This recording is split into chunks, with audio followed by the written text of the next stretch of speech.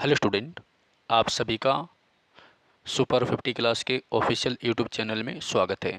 प्यारे बच्चों, आज की जो क्लास है, इस क्लास में हम देखेंगे SSC selection post 12 2024 SSC phase 12 का जो पेपर हुआ था अभी एक महीने पहले, उसमें कंप्लीट जीके जीएस के जो क्वेश्चन आए हुए हैं 2024 में, वो देखेंगे हम। ठीक है, और ये काफ़ी इम्पोर्टेंट है। और आप जैसे आपका सीजीएल का पेपर चला हुआ है बेटा, तो इनमें से आपको बहुत सारे क्वेश्चन रिपीट मिलेंगे।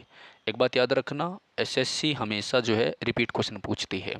ठीक है, तो मैं आपको जो है सीएचएसएल के और इसका दिल्ली पुलिस का और आपको जो है फेज 12 का, ठीक है, और सीपीओ का, ये कंप्लीट चीज़ें मैं आपको यहाँ पर कराऊंगा।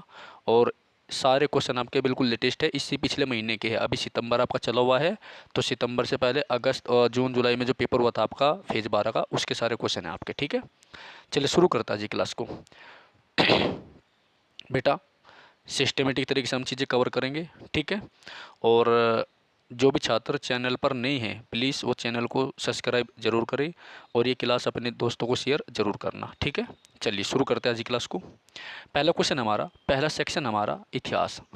सबसे पहले हम इतिहास के क्वेश्चन देखेंगे, कितने क्वेश्चन इसमें इतिहास के आए हुए हैं पूरे इसमें। और एक बार मैं आपको दिखा देता हूँ कितने क्वेश्चन आए हुए हैं इसमें। शायद इतिहास के जो है ना 106 क्वेश्चन पूछे गए हैं। ठीक है, देखो कंप्लीट चीज़ें है हमारी। और जितने भी हमारे कोचिंग के बच्चे हैं वे सारे के सारे मतलब जो है इस पर ध्यान देना, क्योंकि ये क्लास आपकी जो है, देखो यहाँ तक आपके 106 क्वेश्चन आए हैं बेटा इतिहास के, यानी फेज 12 में, फेज 12 में जो एसएससी है उसने कितने क्वेश्चन पूछे हैं, 106 इतिहास से क्वेश्चन पूछे हैं। ठीक है, ऐसे हम टॉपिक वाइज करेंगे, उसके बाद हम कला एंड संस्कृति करेंगे। ठीक है, और जिन जिन का भी एमटीएस का पेपर है, मैं आपको बता दूं एमटीएस 2024 है, उसके लिए तो सबसे ज़्यादा रामबाण होगा ये, क्योंकि उसमें आपका सिलेक्शन इंग्लिश और जीएस के बेस पर ही होगा। ठीक है, और मैं आपको वो कैब भी कराऊंगा जो आपकी अभी मतलब जो इन एग्जाम में पूछी गई है। ठीक है बेटा, तो डेली आप क्लास देखना, आपको जैसे ही मुझे मौका मिलेगा डेली क्लास मिलेगी आपको। ठीक है, चलिए तो शुरू करता है जी क्लास को।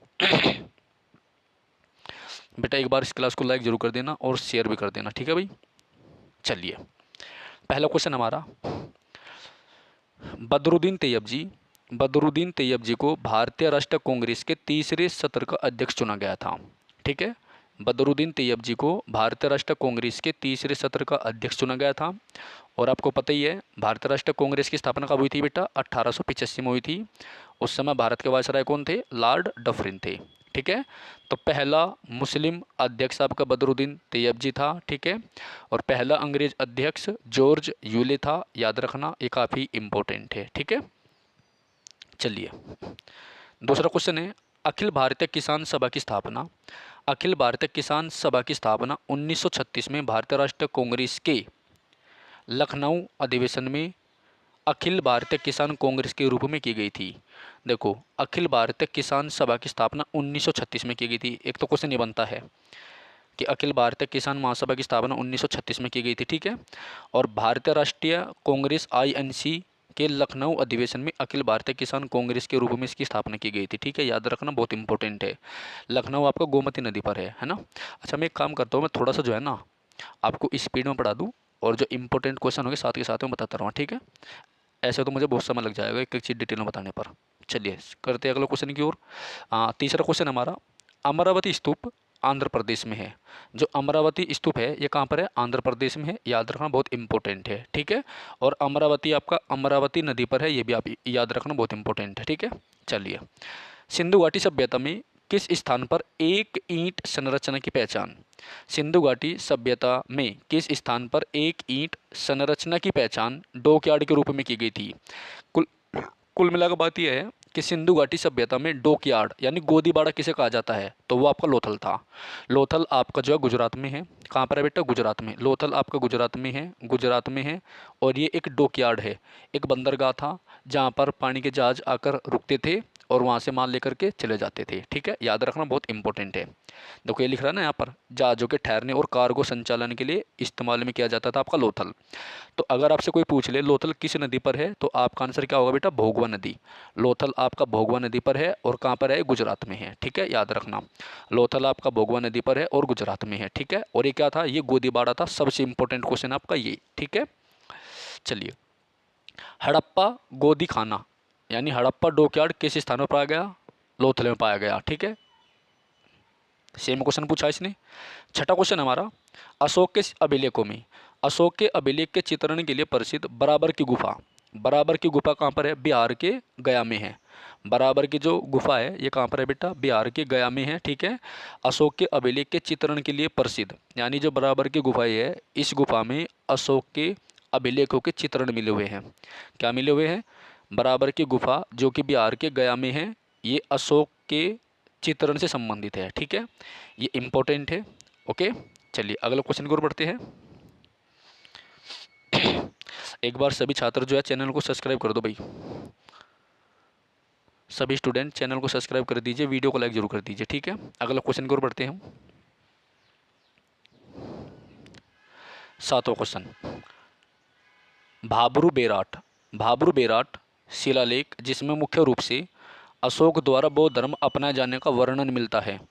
भाब्रू बेराट शिलालेख है जिसमें मुख्य रूप से अशोक द्वारा बौद्ध धर्म अपनाए जाने का वर्णन मिलता है। ये कहाँ पाया गया बेटा? राजस्थान में। यानी भाब्रू बेराट एक ऐसा शिलालेख है जिसमें सबसे पहले हमें ये पता चला था कि बौद्ध धर्म अपनाया था अशोक ने। जिस समय क्या पता चला था? जिस समय पता चला था कि अशोक ने जो है बौद्ध धर्म अपनाया था। और ये कहाँ पाया गया बेटा? राजस्थान में। कहाँ पाया गया? राजस्थान में। ठीक है, याद रखना। और राजस्थान में एक हड़प्पाकालीन स्थल भी है जिसका नाम है कालीबंगा। क्या है? कालीबंगा। कालीबंगा याद रखना। ठीक है, और एक स्टेटिक जैसा क्वेश्चन ये बनता है कि राजस्थान में ही राजस्थान का जो नृत्य हुआ है कालबेलिया। कौन सा बेटा? कालबेलिया। कालबेलिया ये भी याद रखियो। ठीक है, कालबेलिया जो है आपका राजस्थान का नृत्य, याद रखना। ठीक है, चलो आठवां क्वेश्चन है, 1833 के चार्टर एक्ट 1833 के चार्टर एक्ट के द्वारा governor in general in council 1833 के चार्टर के द्वारा गवर्नर जनरल इन काउंसिल को भारत में पूरे ब्रिटिश शासित क्षेत्रों के लिए, मतलब कि भारत के जिस जिस हिस्से पर अंग्रेजों का शासन था उसके लिए कानून बनाने की शक्ति दी गई थी 1833 के चार्टर के द्वारा। ठीक है बेटा, और इस समय भारत का जो गवर्नर जनरल था कौन था? Lord William Bentinck. कौन था बेटा? लॉर्ड विलियम बेंटिक था। ठीक है, याद रखना, बहुत इंपॉर्टेंट है। ओके, नेक्स्ट, कैलाशनाथ मंदिर एलोरा से संबंधित निम्नलिखित कथनों पर विचार करें। ठीक है, कैलाशनाथ मंदिर जो कैलाशनाथ मंदिर है जो कि एलोरा में है, इससे संबंधित जो कथन है उन पर विचार करना हमें। पहला कथन क्या हमारा? यह पूरी तरह द्रविड़ शैली से निर्मित है। ये बात बिल्कुल सही है।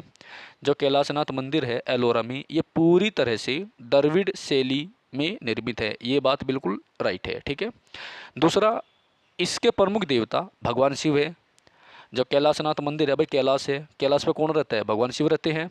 तो कैलाशनाथ मंदिर जो है भगवान शिव को समर्पित है, ये बात भी सत्य है।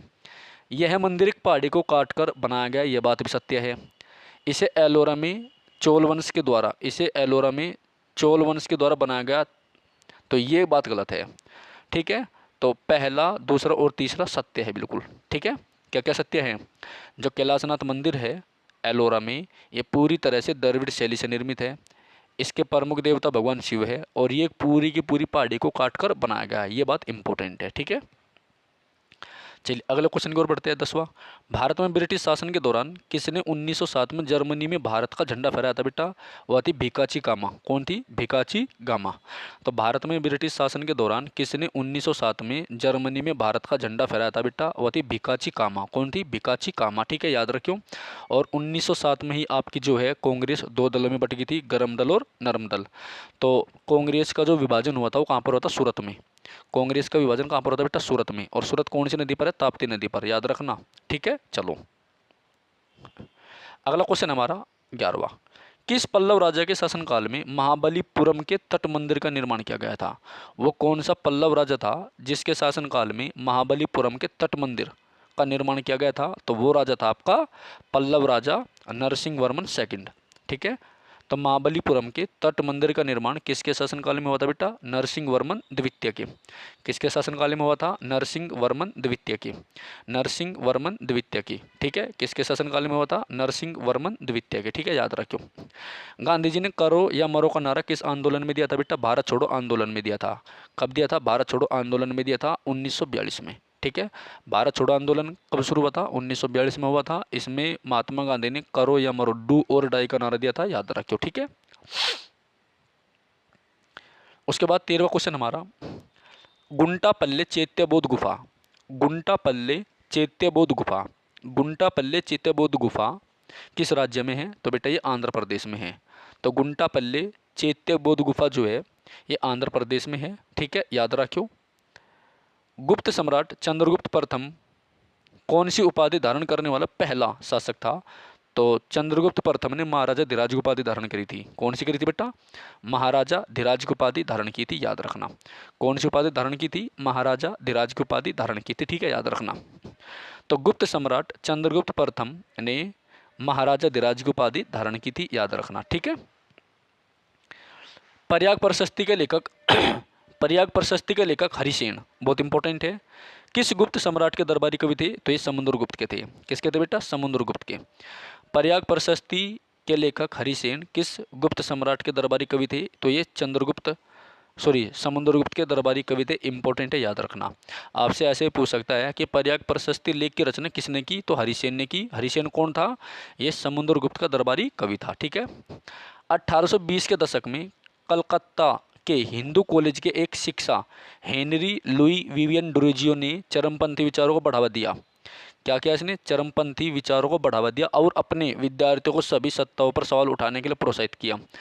ठीक है, यानी ये लेफ्टिस्ट था। ठीक है, विद्यार्थियों को सभी सत्ताओं पर सवाल उठाने के लिए प्रोत्साहित किया। उनके नेतृत्व में यंग बंगाल आंदोलन में शामिल उनके छात्रों ने परंपरा और रीति रिवाजों के लिए, देखो सीधी सी बात यह है, ज़्यादा लंबा हो जाएगा। ये जो हेनरी लुई विवियन डुरेजियो था, इसने यंग बंगाल आंदोलन की शुरुआत की। क्या करी? यंग बंगाल आंदोलन की शुरुआत की।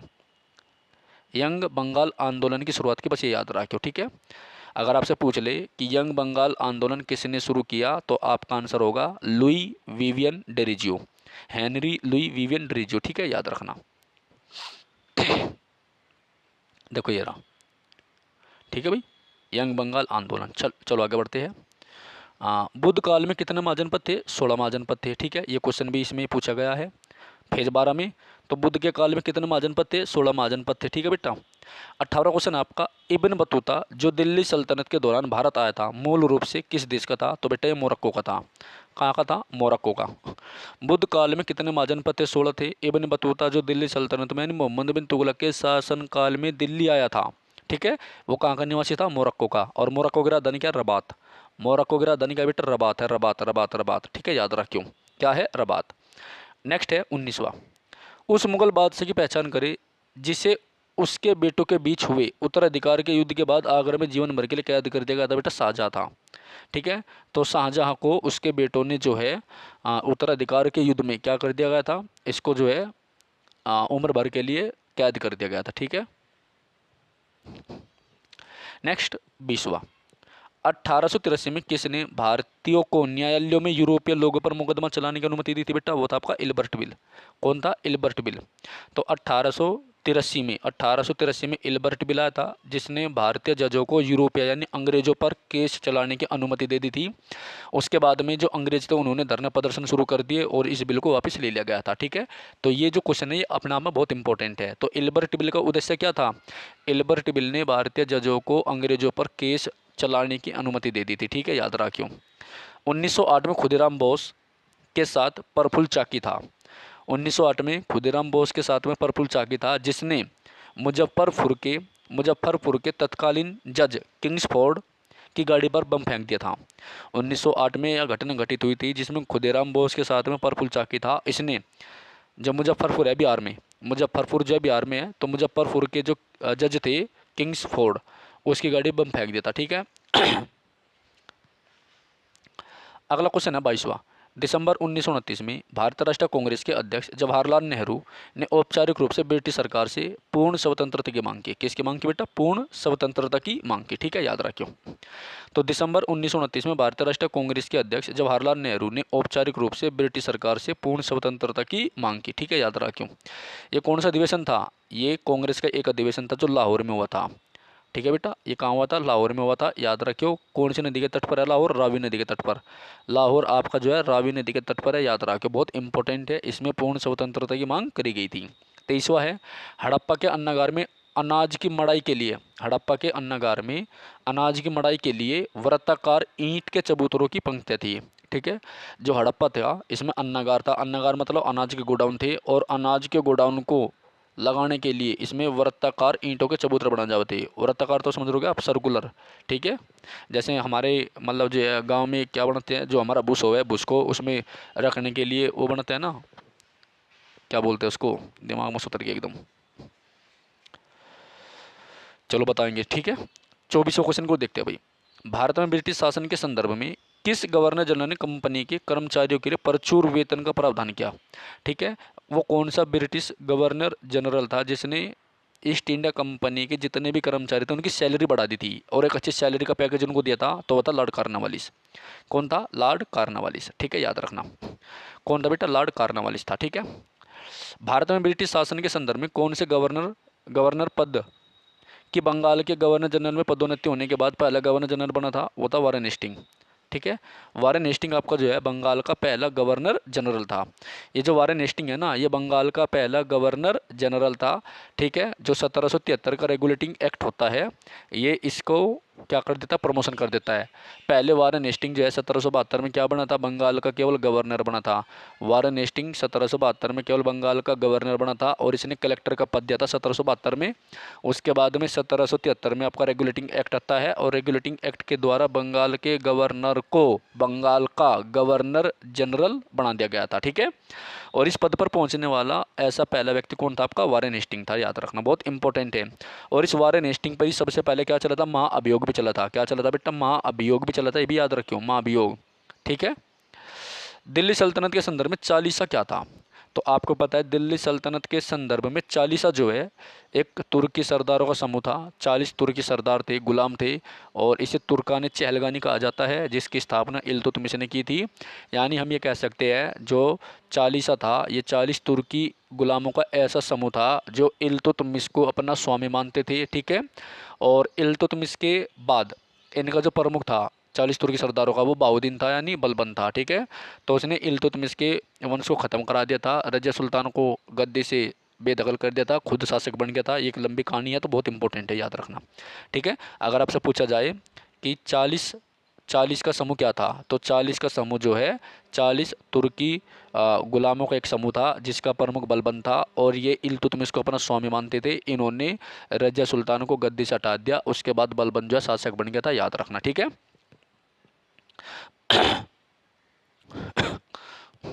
27वां क्वेश्चन, किस हड़प्पा स्थल में पक्का स्नानघर पाया गया? किस हड़प्पा स्थल में पक्का स्नानघर पाया गया बेटा? तो मोहनजोदड़ो में। कहाँ पाया गया? मोहनजोदड़ो में। मोहनजोदड़ो का अर्थ क्या होता है? मृतकों का टीला होता है। किस स्थान पर भारतीय राष्ट्रीय कांग्रेस ने पूर्ण स्वराज का प्रस्ताव रखा? किस स्थान पर भारतीय राष्ट्रीय कांग्रेस ने पूर्ण स्वराज का प्रस्ताव रखा बेटा? लाहौर में। कहाँ रखा? लाहौर में। तो किस स्थान पर भारतीय राष्ट्रीय कांग्रेस ने पूर्ण स्वराज का प्रस्ताव रखा बेटा? लाहौर में।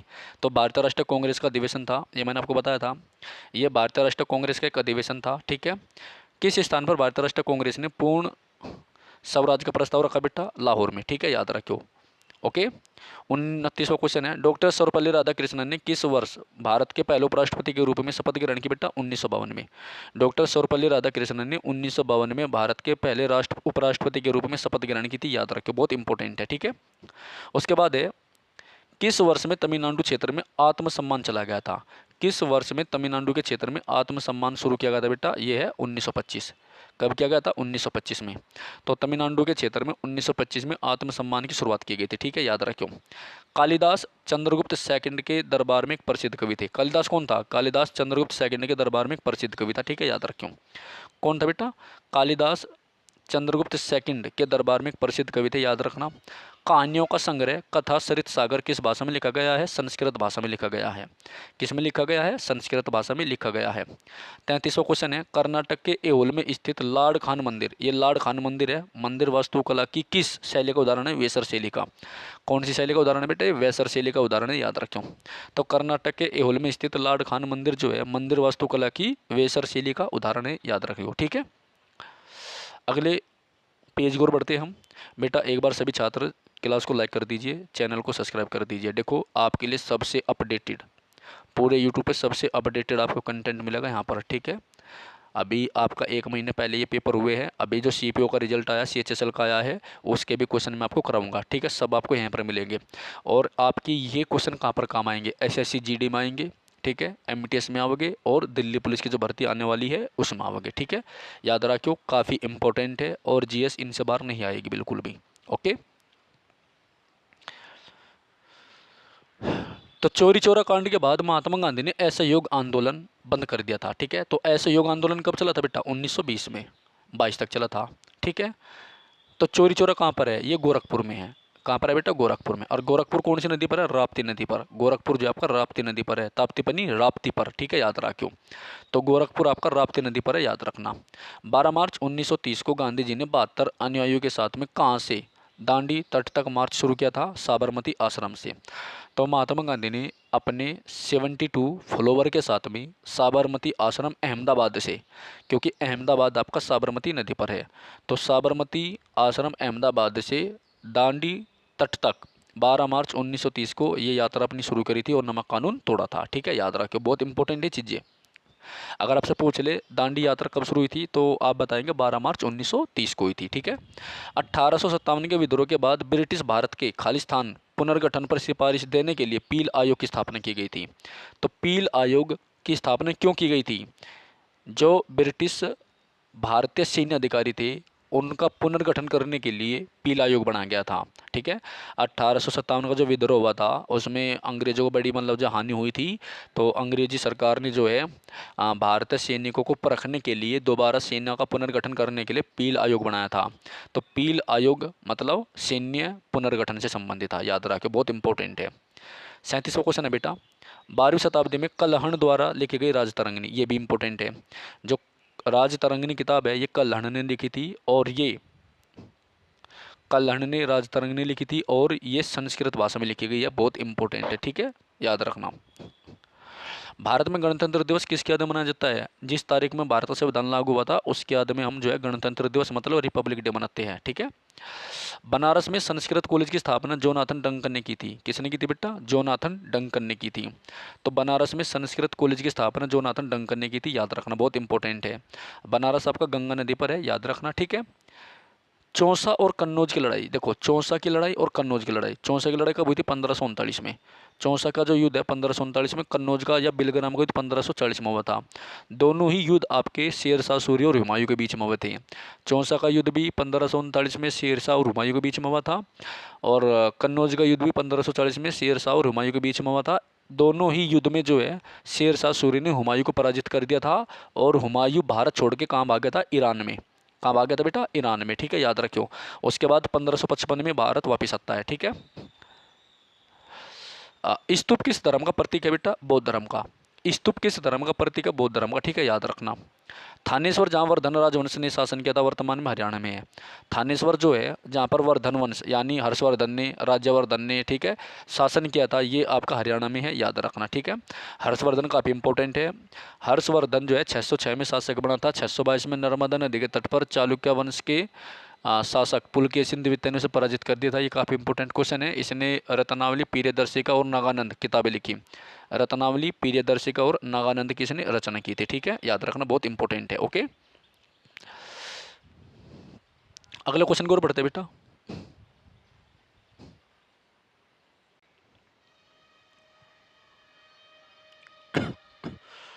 ओके, हेलो बेटा। तो क्वेश्चन नंबर नेक्स्ट है हमारा 43।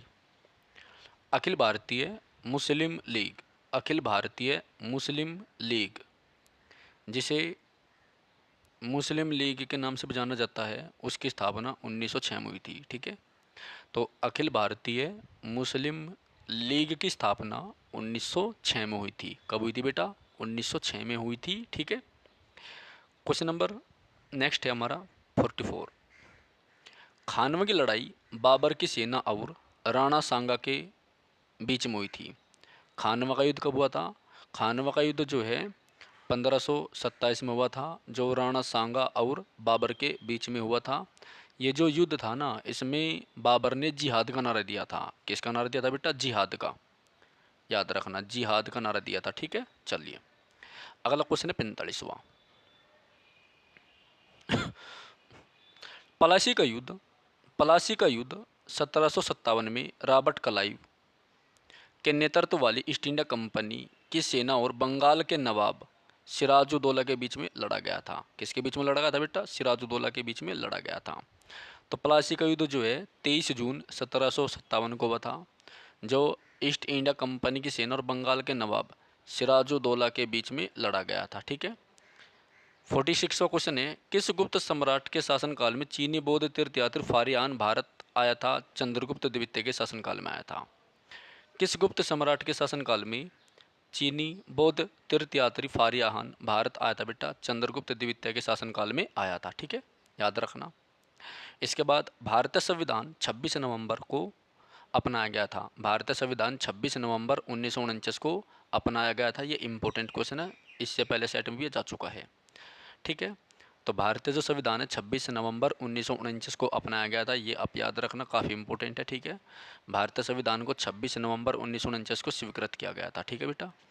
48 है, भारत का संघीय न्यायालय 1935, भारत का संघीय न्यायालय 1935 के अधिनियम द्वारा दिल्ली में स्थापित किया गया था।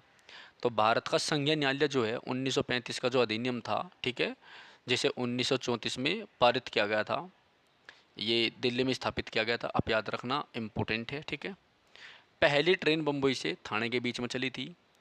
49वां क्वेश्चन क्या है? पहली ट्रेन बम्बई से थाने के बीच में चली थी। 50वां क्वेश्चन है आपका, विशाल स्नानागार कहाँ पाया गया था? तो मोहनजोदड़ो में। जो विशाल स्नानागार था बेटा, ये कहाँ पाया गया था? मोहनजोदड़ो में पाया गया था। ये काफ़ी इंपॉर्टेंट क्वेश्चन है। ठीक है, आप इसको याद रखना, बहुत इंपॉर्टेंट है। ठीक है, चलिए एक बार सभी छात्र जो है चैनल को सब्सक्राइब कर दीजिए, वीडियो को लाइक भी कर दीजिए। ठीक है, तो पहली ट्रेन बम्बई से थाने के बीच में रवाना हुई थी। विशाल स्नानागार कहाँ पाया गया बेटा? मोहनजोदड़ो में पाया गया। ठीक है, किस यूनानी राजा ने यूनानी राजदूत मेगस्थनीज को चंद्रगुप्त मौर्य के दरबार में भेजा था? तो वो था बेटा आपका सेल्यूकस निकेटर। कौन था? Seleucus Nicator. ठीक है, कौन था बेटा? Seleucus Nicator. बेटा एक बार क्लास को आप लाइक कर दीजिए। ठीक है, क्लास को लाइक कर दीजिए और चैनल को सब्सक्राइब कर दीजिए और क्लास को अपने मित्रों को शेयर भी करें। ठीक है, सबसे अपडेट कंटेंट मैं आपको दे रहा हूँ, आपके सामने है बिल्कुल। हाल फिलहाल में जो अभी आपका जुलाई में जो है ना फेज 12 का और सीपीओ का पेपर हुआ था, उसके क्वेश्चन मैं आपको सारे के सारे कराऊंगा 2024 के। और ये आपके एमटीएस के लिए, एसएससी जीडी के लिए सबसे ज़्यादा इंपॉर्टेंट रामबाण है। ठीक है बेटा, याद रखना। ओके, चलिए। तो विशाल स्नानागार कहाँ पाया गया था बेटा? मोहनजोदड़ो में पाया गया था। किस यूनानी राजा ने यूनानी राजदूत मेगस्थनीज को चंद्रगुप्त मौर्य के दरबार में भेजा था बेटा? वो आपका था सेल्यूकस निकेटर। ठीक है, सेल्यूकस निकेटर, ये इंपॉर्टेंट है। तो जो मेगस्थनीज था ना, इसने इंडिका किताब लिखी थी। कौन सी पुस्तक लिखी थी बेटा? Indica, indica, indica. ये बहुत इंपॉर्टेंट है। ठीक है, हमें मौर्य वंश का जो सामाजिक इतिहास है इससे पता चलता है। 52 क्वेश्चन है, ऐतिहासिक ऐतिहासिक नमक मार्च यानी डांडी यात्रा कब शुरू हुई थी बेटा? 12 मार्च 1930 को। ये मैंने आपको अभी बताया था, 12 मार्च 1930 को जो है दांडी यात्रा शुरू हुई थी, जो अहमदाबाद के साबरमती से दांडी नामक तट तक गई थी। ठीक है, ये काफ़ी इंपॉर्टेंट है। इसमें महात्मा गांधी ने नमक कानून तोड़ा था। तो ऐतिहासिक नमक मार्च महात्मा गांधी और उसके अनुयायियों द्वारा शुरू किया गया था साबरमती आश्रम से। साबरमती आश्रम कहाँ पर है आपका? अहमदाबाद में, जो कि साबरमती नदी पर है, याद रखना। टोटल फॉलोवर कितने थे महात्मा गांधी के? 72 थे। तो महात्मा गांधी ने 72 फॉलोवर के साथ में 12 मार्च 1930 को ये यात्रा शुरू की थी, जिसमें नमक कानून तोड़ा गया था। बिकॉज उस समय जो अंग्रेज थे उन्होंने नमक पर जो है ज़्यादा टैक्स बढ़ा दिया था बेटा। ठीक है, इसके बाद बहुत इंपॉर्टेंट है 53वां, धमेक स्तूप कहाँ पर है बेटा? सारनाथ में। धमेक स्तूप कहाँ पर है? सारनाथ में। ये भी इंपॉर्टेंट क्वेश्चन है। ठीक है, सभी बालक क्लास को लाइक करते रहिए। ठीक है, धमेक स्तूप कहाँ पर है? सारनाथ में। देशद्रोही बैठकों की रोकथाम अधिनियम को औपनिवेशिक सरकार द्वारा 1907 में पारित किया गया था। देशद्रोही बैठकों की रोकथाम अधिनियम, देशद्रोही बैठकों की रोकथाम अधिनियम को औपनिवेशिक सरकार द्वारा 1907 में क्या किया गया था बेटा? पारित किया गया था। याद रखना, बहुत इंपॉर्टेंट है। क्या किया गया था? पारित किया गया था। याद रखना, बहुत इंपॉर्टेंट है। तो 1907 में जो कांग्रेस आपकी वो गर्म दल और नरम दल में बट गई थी। ठीक है, कहाँ पर? सूरत में। तो इसे हम सूरत अधिवेशन भी कहते हैं। क्या कहते हैं बेटा? सूरत अधिवेशन भी कहा जाता है, याद रखना। ठीक है, आंदोलन शुरू करने के लिए भारतीय राष्ट्रीय कांग्रेस के आंदोलन शुरू करने के लिए भारतीय राष्ट्रीय कांग्रेस के बॉम्बे सत्र में, आंदोलन शुरू करने के लिए भारतीय राष्ट्रीय कांग्रेस के बॉम्बे सत्र में भारत छोड़ो संकल्प अनुमोदित किया गया था। ठीक है, तो आंदोलन शुरू करने के लिए भारतीय राष्ट्रीय कांग्रेस के बॉम्बे सत्र में भारत छोड़ो आंदोलन का जो संकल्प है वो क्या किया गया था, अनुमोदित किया गया था, प्रस्तुत किया गया था बेटा। और भारत छोड़ो आंदोलन जो आपका 1942 में शुरू हुआ था बम्बई से। भारत छोड़ो आंदोलन कहाँ से शुरू हुआ था, 1942 में बम्बई से। और इसमें करो या मरो का नारा दिया गया था। कौन सा नारा दिया गया था, करो या मरो का। ठीक है, अगले क्वेश्चन की ओर बढ़ते हैं बेटा। 56 नंबर का क्वेश्चन है, किस आंदोलन या सत्याग्रह का परिणाम उस तीन कठिया प्रणाली, अगर अब तीन कठिया प्रणाली की बात आई मतलब 3/20 हिस्से पर, ठीक है, या 15% पर जो है बिहार के चंपारण में नील की खेती करने के लिए उकसाया गया था। ठीक है, तो ये चंपारण आंदोलन था, याद रखना। देखो जो चंपारण है ये आपका बिहार में था, और चंपारण आंदोलन आपका 1900 या चंपारण सत्याग्रह 1917 में हुआ था, जिसमें महात्मा गांधी ने प्रतिभाग किया था। वहाँ के जो अंग्रेज थे वहाँ के किसानों को, ठीक है, 3/20 हिस्से पर यानी 15% खेती पर जो है नील की खेती करने के लिए मजबूर करते थे। That process is known as तीन कठिया प्रणाली। तो इस पद्धति को हम तीन कठिया पद्धति बोलते हैं। क्या बोलते हैं बेटा, तीन कठिया पद्धति बोलते हैं। ठीक है, याद रखना। तो अगर कोई आपसे पूछ ले चंपारण आंदोलन कब हुआ था, तो आपका आंसर क्या होगा, 1917 में हुआ था। चंपारण आंदोलन 1917 में हुआ था। और वहाँ के जो किसान थे उनकी दुर्दशा के बारे में बताने वाला जो वहाँ का जमींदार था उसका नाम था राजकुमार शुक्ला, जो लखनऊ अधिवेशन से महात्मा गांधी को चंपारण ले गया था। ठीक है, याद रखो, बहुत इंपॉर्टेंट है। थॉमस मुनरो द्वारा तैयार की गई रैयतवाड़ी प्रणाली। देखो जो रैयतवाड़ी प्रणाली है, जो रैयतवाड़ी प्रणाली है उसकी स्टार्टिंग किसने की थी बेटा, थॉमस मुनरो ने। ठीक है, चलो, जिसमें कृषकों को सीधे सरकार को वार्षिक कर देना पड़ता था, किस वर्तमान राज्य प्रांत में। इसका मतलब यह है कि जो रैयतवाड़ी प्रथा है वो वर्तमान में किस राज्य में है, प्रचलित थी। यानी उस समय जो रैयतवाड़ी थी वो आज के तमिलनाडु में प्रचलित थी, ये आप याद रखना। ठीक है, मेवाड़ के सिसोदिया शासक अमर सिंह ने जहांगीर के शासनकाल के दौरान मुगलों के अधीन रहना स्वीकार किया था। जो मेवाड़ का सिसोदिया शासक था उसका नाम था अमर सिंह, उसने जहांगीर के शासनकाल के दौरान मुगलों के अधीन रहना स्वीकार कर लिया था, यानी मुगलों की अधीनता स्वीकार कर ली थी। ठीक है, 59 क्वेश्चन है, भरूत स्तूप पर ऊंची मूर्तियाँ यक्ष और यक्षिणी की है। जो भरूत स्तूप है उस पर जो ऊंची ऊंची मूर्तियाँ है वो किसकी है, यक्ष और यक्षिणी की। भरूत स्तूप पर ऊंची ऊंची जो मूर्ति है वो किसकी है बेटा, यक्ष और यक्षिणी की। ठीक है, याद रखना। 60 नंबर क्वेश्चन है, महाराष्ट्र के नासिक स्थित त्र्यंबकेश्वर मंदिर, महाराष्ट्र के नासिक में ये मंदिर है त्र्यंबकेश्वर मंदिर, किसके द्वारा बनवाया गया था बेटा, बालाजी बालाजी बाजीराव द्वारा। किसके द्वारा बनवाया गया था, बालाजी बाजीराव द्वारा बनवाया गया था। ठीक है, याद रखना, बहुत इंपॉर्टेंट है। किसके द्वारा बनवाया गया था बेटा, बालाजी बाजीराव के द्वारा बनवाया गया था। ठीक है, एक बार सभी छात्र जो है चैनल को सब्सक्राइब कर दीजिए, वीडियो को लाइक कर दीजिए बेटा। ठीक है, चलिए अगला है 61, विजयनगर साम्राज्य में विभिन्न सांस्कृतिक क्षेत्रों के लोग शामिल थे। विजयनगर साम्राज्य में विभिन्न सांस्कृतिक क्षेत्र के लोग शामिल थे। निम्नलिखित में से कौन सा क्षेत्र इसका भाग नहीं था, वो आपका मराठा नहीं था। ठीक है, और अगर मराठा नहीं था तो कौन कौन से थे फिर, तमिल भी इसका भाग था, तेलुगु भी था, और कर्नाटक वाले राज्य भी थे। ठीक है, याद रखियो। 62वां क्वेश्चन है बेटा, विक्रमशिला विश्वविद्यालय के संस्थापक कौन है, धर्मपाल। जो विक्रमशिला विश्वविद्यालय बेटा इसके संस्थापक कौन है आपके, धर्मपाल है। कौन है, धर्मपाल है। विक्रमशिला विश्वविद्यालय के संस्थापक कौन है बेटा, धर्मपाल है, याद रखना।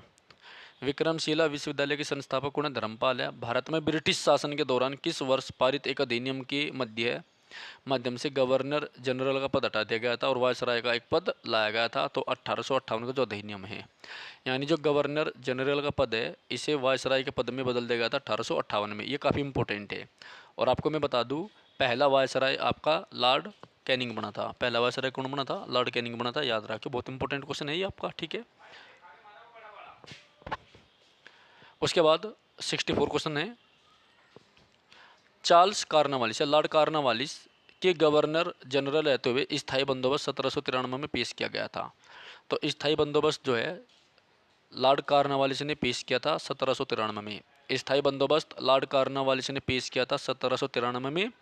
और जो भारत का गवर्नर जनरल था इसका जो पद था ये हटा करके वायसराय का पद लाए गए थे 1858 का अधिनियम के द्वारा, जिसमें आपका जो इलाहाबाद है वो एक दिन की भारत की राजधानी बनी थी। ठीक है, और लॉर्ड कैनिंग ने ही जो है महारानी विक्टोरिया को घोषणा पत्र पढ़ के सुनाया गया था इलाहाबाद में। ठीक है, याद रखें, बहुत इंपॉर्टेंट है। महारानी विक्टोरिया का घोषणा पत्र 1 नवंबर 1858 को उसने पढ़ के सुनाया था। ठीक है बेटा। किस मुगल सम्राट के शासनकाल के दौरान मराठा मुगलों की संप्रभुता के लिए एक बड़ी चुनौती थी बेटा? औरंगजेब। किसके? औरंगजेब, औरंगजेब, औरंगजेब। ठीक है, याद रखियो। 66वां क्वेश्चन है, मगध साम्राज्य पर शासन करने वाले प्रथम राजवंश का नाम क्या था बेटा? हर्यक वंश। क्या था? हर्यक वंश। तो मगध साम्राज्य पर शासन करने वाले प्रथम राजवंश का नाम क्या था बेटा? हर्यक वंश था। क्या था? हर्यक वंश था। मगध साम्राज्य पर शासन करने वाले प्रथम राजवंश का नाम क्या था बेटा? हर्यक वंश था। याद रखियो। इस वंश का जो संस्थापक था बिंबिसार था, सॉरी, बिंबिसार था। याद रखियो। ठीक है। जब अकबर ने मनसबदारी प्रणाली की शुरुआत की तब 10 मनसबदारों का सबसे निचला स्तर था। तो मनसबदारी की शुरुआत किसने की थी? अकबर ने। तो जब अकबर ने मनसबदारी प्रणाली की शुरुआत की थी तो 10 मनसबदार का सबसे छोटा निचला स्तर था। जो सबसे छोटा अधिकारी हो बताओ 10 मनसबदार का प्रमुख होता था। ठीक है, याद रखियो। चलो आगे बढ़ते हैं। अगला क्वेश्चन है 68। वर्ष 1904 में भारत में पहला सीमेंट संयंत्र कहाँ स्थापित किया गया था बेटा? चेन्नई में। तो 1904 में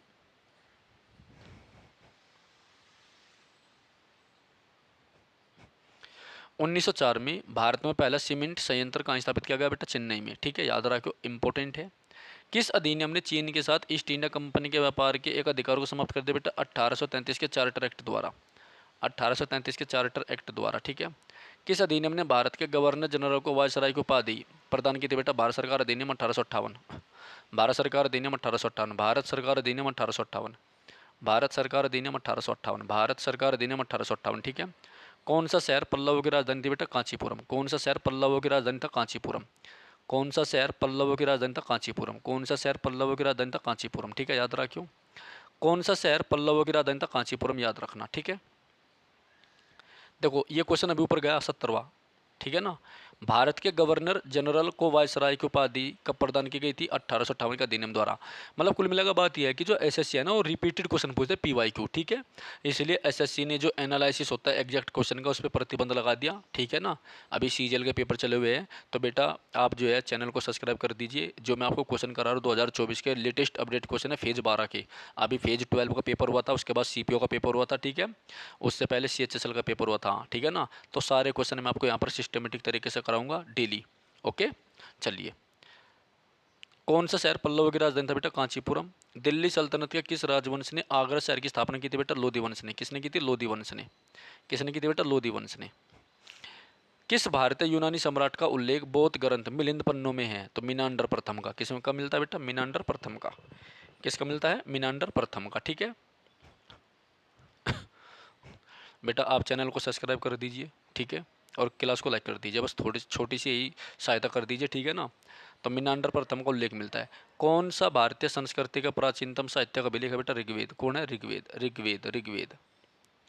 तुलुब राजवंश, तुलुब राजवंश किस राजा ने तुलुब राजवंश के किस राजा ने यवन राज्य स्थापनाचार्य की उपाधि धारण की थी? कृष्ण देव राय ने। किस राजा ने हर्षवर्धन को पराजित करने के बाद दक्षिणेश्वर यानी दक्षिण का स्वामी को उपाधि धारण की थी? पुलकेशिन द्वितीय ने। ये मैंने आपको बताया था, जब पुलकेशिन द्वितीय था चालुक्य वंश का शासक था, इसने 622 में जो है नर्मदा नदी के तट पर हर्षवर्धन को क्या किया था? पराजित कर दिया था। ठीक है, याद रखना। तो इसने 622 में जो है नर्मदा नदी के तट पर पुलकेशिन द्वितीय ने, जो कि चालुक्य वंश का शासक था, हर्षवर्धन को क्या किया? परास्त कर दिया था। कौन सा कुषाण राजा कुषाण वंश का संस्थापक था? कुजुल कडफिसस। ये भी इंपॉर्टेंट क्वेश्चन है। तो कुषाण वंश की स्थापना कुजुल कडफिसस ने की थी और इस वंश का जो सबसे प्रतापी शासक था वो था कनिष्क। कौन था बेटा? कनिष्क। ठीक है, याद रखियो।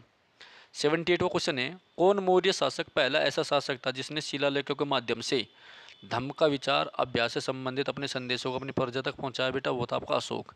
तो अशोक ने सबसे पहले धम्म के माध्यम से जो है जनता को क्या किया था बेटा? संबोधित किया था। ठीक है, याद रखना। क्या किया था? संबोधित किया था।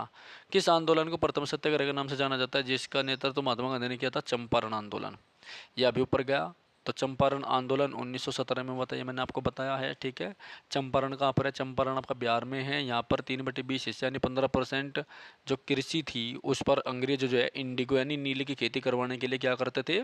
बाध्य करते थे जमींदारों को और सॉरी किसानों को। तो इस प्रथा को जो है 3 कटिया प्रणाली बोलते हैं। क्या बोलते हैं बेटा? 3 कटिया प्रणाली बोलते हैं। ठीक है, याद रखना। मारवाड़ के राठौर राजपूत के उत्तराधिकार और आंतरिक राजनीति में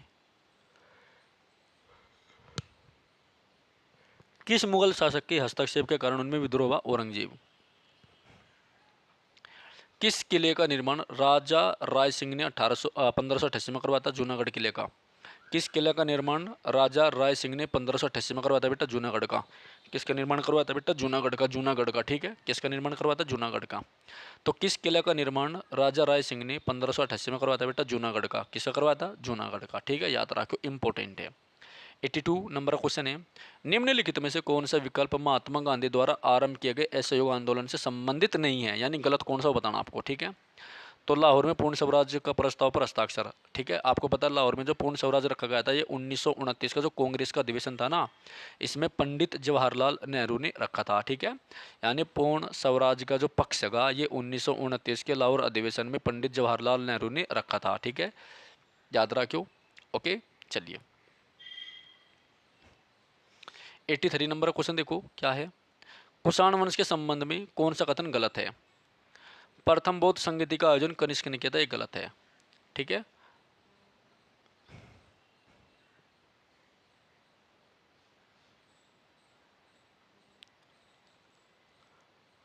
देखो, अनेक कुषाण शासकों ने देवपुत्र, ईश्वर का पुत्र की उपाधि धारण की। बुद्ध चरित्र के लेखक अशुभ घोष कनिष्क के दरबारी थे, ये भी इंपॉर्टेंट है। मोरितौर काल में कुषाण का एक प्रमुख शासक वर्ग था, ठीक है। तो पहली बौद्ध संगति जो है अजातशत्रु के शासनकाल में हुई थी, भी आप याद रखियो, ठीक है ना, बहुत इंपॉर्टेंट है। 84 है, एहोल में रावण पहाड़ी गुफा के संबंध में निम्नलिखित में से कौन सा कथन सत्य है? एहोल में रावण पहाड़ी गुफा, एहोल जो है ना ये कर्नाटक में है, एहोल कर्नाटक में है। यहाँ पर एक गुफा है जिसका नाम है रावण पहाड़ी गुफा, तो इसके बारे में कौन सा कथन सही हैगा, ठीक है, सही बताना आपको। तो सही 1, 2 और 3 होगा। सही कौन कौन से बेटा? 1, 2 और 3, यानी पहला सही है। इस स्थल पर नटराज महत्वपूर्ण संरचना है, नटराज की मूर्ति है यहाँ पर। कौन से बेटा? नटराज की मूर्ति है। यह नटराज प्रतिमा दाईं और 4 बड़ी सप्तमार्तकाओं और बाईं ओर 3 बड़ी सप्तमार्तकाओं से घिरी हुई है। आकृतियों के पतले सुडोल शरीर और लंबे अंडाकार चेहरे हैं, ठीक है। चलिए, ये तो खतरनाक क्वेश्चन था भाई आपका। 85, कौन सा समझौता 1932 के सांप्रदायिक पंचाट के बाद हुआ? गांधी अंबेडकर समझौता, जिसे पूर्णा समझौता भी कहते हैं, ठीक है। तो कौन सा समझौता 1932 के सांप्रदायिक पंचाट के बाद में हुआ बेटा? वो था गांधी अंबेडकर समझौता, याद रखियो, ओके। चलो अगले क्वेश्चन की ओर बढ़ते हैं।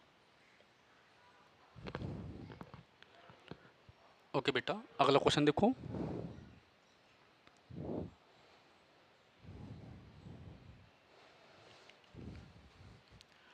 कौन सा समझौता 1932 के सांप्रदायिक पंचाट कम्युनल अवार्ड के बाद हुआ?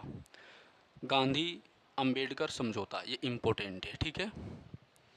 86 है, किस व्यक्ति ने जलियांवाला बाग हत्याकांड के बाद अपनी नाइटहुड की उपाधि से त्याग दे दिया था? वो था बेटा आपका रविंद्रनाथ टैगोर। कौन था? रविंद्रनाथ टैगोर, ठीक है, याद रखना। तो किस व्यक्ति ने जलियांवाला बाग हत्याकांड से दुखी होकर के अपनी नाइटहुड की उपाधि से त्याग दे दिया था? रविंद्रनाथ टैगोर ने, ठीक है, याद रखना।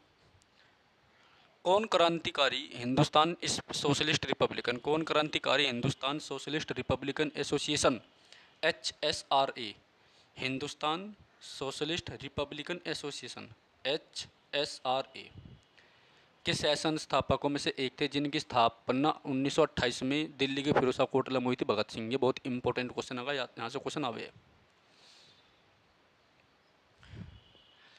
किस शासक को सातवाहन वंश का सबसे महान राजा माना जाता है तथा उनका वर्णन शकों, यवनों, पल्लवों के विनाशक के रूप में किया जाता है? गौतमीपुत्र सतकर्णी, काफ़ी इंपॉर्टेंट है।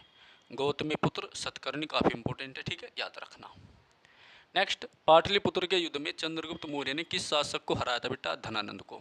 पाटलिपुत्र के युद्ध में चंद्रगुप्त मौर्य ने, पाटलिपुत्र का एक युद्ध हुआ था जिसमें चंद्रगुप्त मौर्य ने किस हराया था बेटा? धनानंद को हराया था, याद रखना, ठीक है। और ये चंद्रगुप्त मौर्य आपका मौर्य वंश का संस्थापक है। प्रधानमंत्री इनका कौन था? चाणक्य, जिसने अर्थशास्त्र किताब लिखी। 90 क्वेश्चन है, दिल्ली के किस सुल्तान ने बाजार को नियंत्रित करने के लिए बारिद और मुनहियान, बारिद मतलब खुफिया अधिकारी, मुनहियान मतलब गुप्तचर जैसे अधिकारियों की नियुक्ति की? अलाउद्दीन खिलजी ने। ये बारिद ने बरीदा कहा, ठीक है। तो दिल्ली के किस सुल्तान ने, तो दिल्ली का सुल्तान कौन था, वो अलाउद्दीन खिलजी। यानी अलाउद्दीन खिलजी ने जो है बरीद, जिसे खुफिया अधिकारी कहते हैं, मुनीहान मतलब गुप्तचर, इन अधिकारियों की नियुक्ति की थी। और दक्षिण भारत को जीतने वाला पहला शासक भी आपका अलाउद्दीन खिलजी था। ठीक है बेटा, सभी चैनल को सब्सक्राइब करें, वीडियो को लाइक करें, कमेंट करके क्लास का फीडबैक जरूर दें। देखो आपके लिए मैं कितनी मेहनत कर रहा हूँ, आपको 2024 के अपडेट क्वेश्चन दे रहा हूँ, बिल्कुल लेटेस्ट। ठीक है ना। और अब तक पूरे यूट्यूब पे आपको ये क्वेश्चन नहीं मिलने के, चाहे आप किसी की भी मतलब जो क्लास देखते हो, किसी भी चैनल को फॉलो करते हो। अभी जो आपका फेज 12 का क्वेश्चन हुआ है, ठीक है, पेपर हुआ है CPO 2024 का, CHSL 2024 का, जिनका रिसेंटली अभी आपका जो है सितंबर के फर्स्ट वीक में मतलब जो है रिजल्ट आए है। ठीक है, तो उन सब क्वेश्चन को मैं आपको कराऊंगा। और ये क्लास आपकी MTS के लिए, ठीक है, साथ ही साथ में SSC GD के लिए और NTPC के लिए इम्पोर्टेंट है। ठीक है, सेम सिलेबस है NTPC का भी, यही स्टैटिक साइंस और जो भी मतलब TCS आपका पैटर्न लेती है GS वाला, सेम पैटर्न है आपका। ठीक है, याद रखना। तो इसमें आपको करंट अफेयर भी, क्वेश्चन भी, सारी चीज़ें मिलेगी। NTPC के फॉर्म आपके 14 सितंबर से शुरू है ऑनलाइन, और SSC GD के चल रहे हैं बेटा।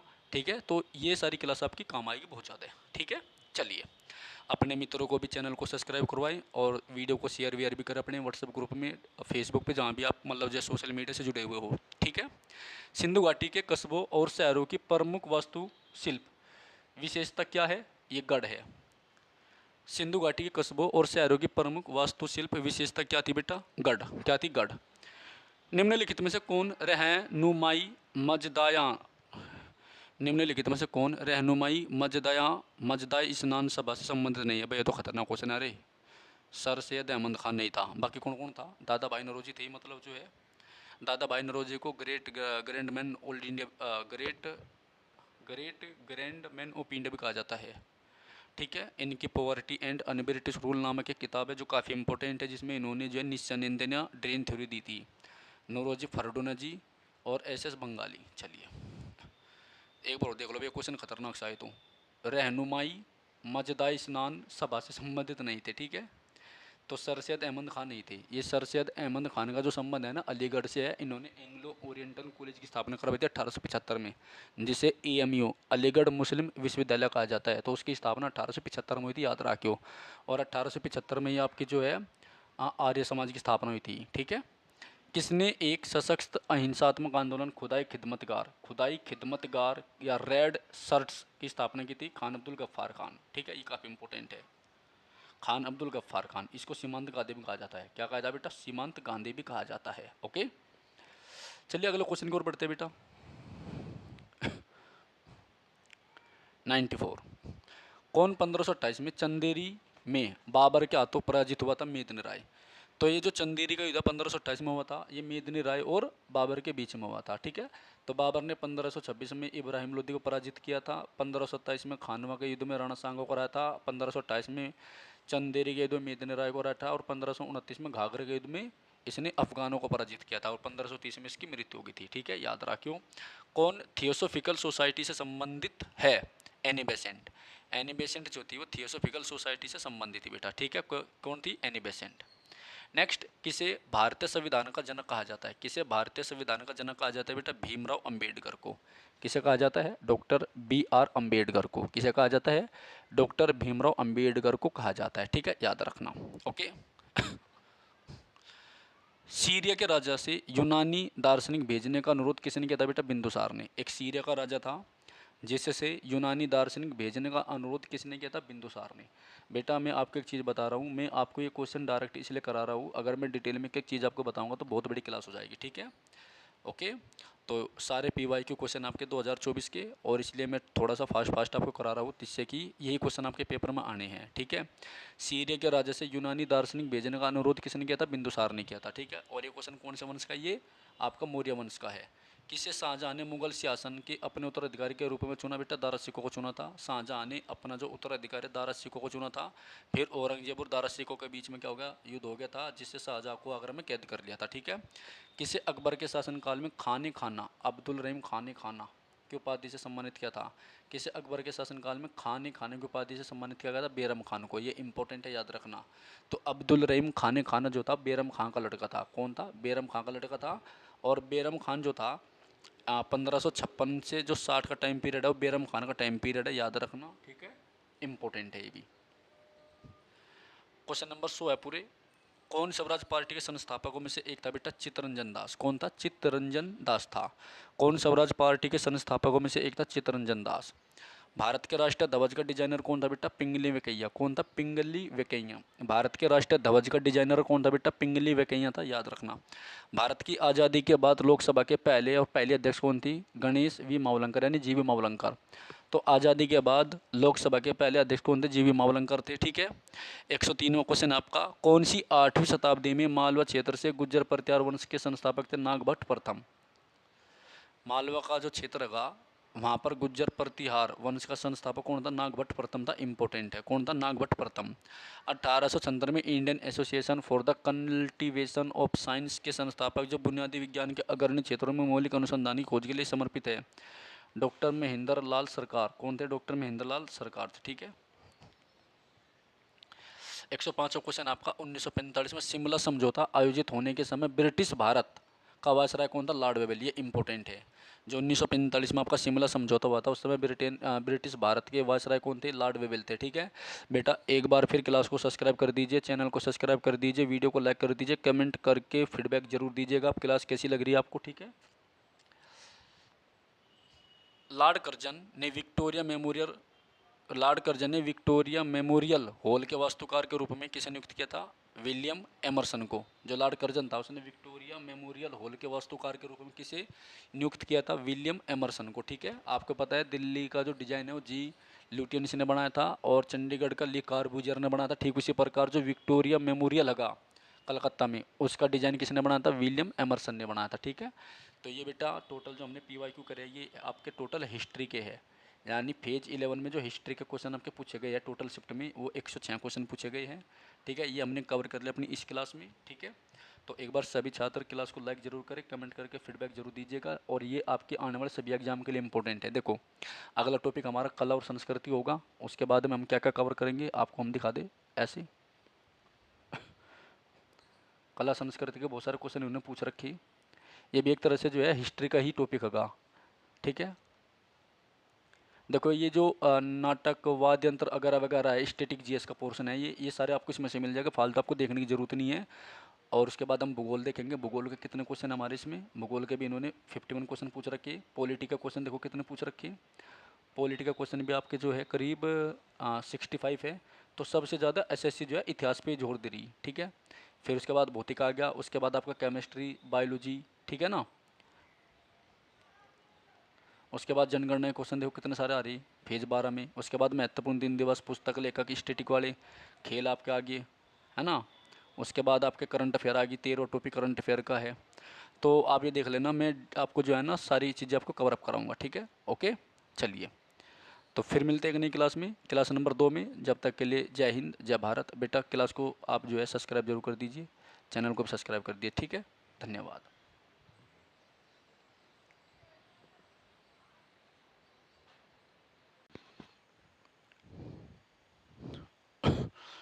हेलो स्टूडेंट, आप सभी का स्वागत है आज की इस क्लास में।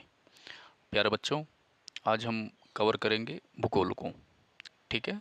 इससे पहले हमने हिस्ट्री कवर करी है और उसके बाद हमने भारतीय कला एवं संस्कृति को कवर किया है। और ये सारे क्वेश्चन आपके फेज 12 का जो एग्ज़ाम होता है SSC का 2024 में अभी हुआ था, ये मतलब जो है जुलाई के महीने में, ठीक है। अभी सितंबर चल रहा है, तो उसमें जो जो क्वेश्चन हमारे टॉपिक वाइज पूछे गए हैं वो सारे हम कवर कर रहे हैं। और ये सारे ही क्वेश्चन आपके 2024 में जितने भी आपके एग्ज़ाम होंगे उन सब के लिए इम्पोर्टेंट होंगे, ठीक है। जैसे आपका MTS का पेपर है, CGL का भी चल रहा है आपका, और SSC GD, ठीक है। इन सब एग्ज़ाम के लिए काफ़ी इम्पोर्टेंट होंगे, ठीक है। तो चलिए शुरू करते हैं आज की क्लास को। एक बार सभी जो प्यारे छात्र है, जो प्यारे भाई है वो चैनल पर नए हैं, प्लीज़ चैनल को सब्सक्राइब करें, वीडियो को लाइक करें, ठीक है। पहला क्वेश्चन हमारा भूगोल का, उपग्रह उपग्रह अपने आप में संचार का एक तरीका है और यह संचार के अन्य साधनों के उपयोग को भी नियंत्रित करता है, ठीक है। तो जो उपग्रह होता है सैटेलाइट, वो अपने आप में संचार का एक टेलीकम्युनिकेशन का तरीका है, और ये संचार के अन्य जो साधन होते हैं उनका उपयोग को भी नियंत्रित करता है। ठीक है, अगला क्वेश्चन है जल विज्ञान पृथ्वी की सतह पर और सतह के नीचे जल के वितरण और संचलन के साथ साथ जल की उपलब्धता और स्थितियों पर मानव गतिविधियों के प्रभाव का अध्ययन है। तो जल विज्ञान क्या है? ये पृथ्वी की सतह पर सतह के नीचे जल के वितरण और संचलन के साथ साथ जल की उपलब्धता और स्थितियों पर मानव गतिविधियों के प्रभाव का अध्ययन है जल विज्ञान। ठीक है, अगला क्वेश्चन है तीसरा, बेवर नामक आदिम खेती किस राज्य में की जाती है? तो ये मध्य प्रदेश में की जाती है। बेवर नामक आदिम खेती किस राज्य में की जाती है? मध्य प्रदेश में। ठीक है, तो बेवर नामक जो आदिम खेती है वो मध्य प्रदेश में होती है, याद रखना, इंपोर्टेंट क्वेश्चन है। फोर्थ क्वेश्चन हमारा, एक पश्चिमी विक्षोभ एक बही उष्णकटिबंधीय तूफान है। एक पश्चिमी विक्षोभ एक बही उष्णकटिबंधीय तूफान है जिससे सर्दियों में पूर्वोत्तर भारत में बारिश होती है।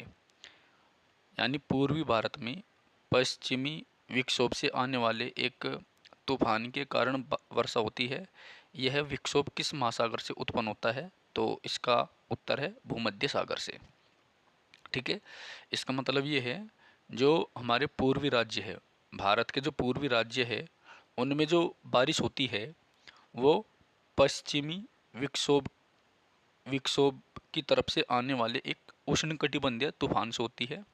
उष्ण कटिबंध का अर्थ होता है गर्म, उष्ण का मतलब क्या होता है? गर्म। ठीक है, याद रखना। भारतीय खनिज वार्षिकी 2018 के अनुसार अकेले किस राज्य में भारत में मैग्नेटाइट के 72% भंडार है? सबसे ज़्यादा मैग्नेटाइट के भंडार किस राज्य में है? तो कर्नाटक में है। ठीक है, भारतीय खनिज वार्षिकी 2018 के अनुसार अकेले किस राज्य में मैग्नेटाइट के 72% भंडार है? तो वो आपका कर्नाटक है। ठीक है, यानी सबसे ज़्यादा जो मैग्नेटाइट है वो आपका कर्नाटक में है, ये इम्पोर्टेंट है। ठीक है, कोपेन जलवायु वर्गीकरण प्रणाली के अनुसार AM किस प्रकार की जलवायु का कूट है? उष्ण कटिबंधीय मानसून जलवायु, उष्ण कटिबंधीय मानसून जलवायु। ठीक है, नेक्स्ट, तापमान महासागरों की लवणता पर तापमान महासागरों की लवणता पर निर्भर नहीं करता है। ठीक है, दिए गए विकल्पों में से आंतरिक ग्रह की पहचान करें। तो आंतरिक ग्रह आपका बुध है। दिए गए जो विकल्प है इनमें आंतरिक ग्रह कौन सा है? बुध है। ठीक है, याद रखना। भूगर्भीय रूप से भारत का कौन सा भौगोलिक विभाजन सबसे स्थिर भूमि ब्लॉकों में से एक माना जाता है? प्रायद्वीपीय पठार। क्यों, कौन सा माना जाता है बेटा? प्रायद्वीपीय पठार। ठीक है, याद रखना। एक ऐसे कारक की पहचान करें जो समुद्री जल का तापमान निर्धारित नहीं करता है। इन चार ऑप्शन में से कौन है जो समुद्री जल का तापमान निर्धारित नहीं करता है? ठीक है, तो इनमें आपका है देशांतर। ठीक है, जो देशांतर है ना, देखो, एक देशांतर से दूसरे देशांतर पर जाने के लिए हमें जो है 4 मिनट का टाइम लगता है, याद रखना। कितने मिनट का लगता है? 4 मिनट का टाइम लगता है। तो 15 देशांतर कवर करने पे हमें 1 घंटे का समय लगता है। ठीक है, हमारे भारत का जो समय लिया गया है वो 82 से ही 1/2 डिग्री पूर्वी देशांतर है। ये बहुत इम्पोर्टेंट है, जो इलाहाबाद के मिर्ज़ापुर से होकर गुजरता है। इलाहाबाद के मिर्ज़ापुर के पास से एक गांव पड़ता है नेनी, नाम क्या है इसका? नेनी। इस गांव से होकर गुजरता है। ठीक है, याद रखना। ओके, चलिए आगे बढ़ते हैं 11वें क्वेश्चन की ओर। उस प्रकार के मौसम की पहचान करें जो भारत के 4 मौसम का हिस्सा नहीं है। यानी कौन सा मौसम है जो भारत के 4 मौसम का हिस्सा नहीं है?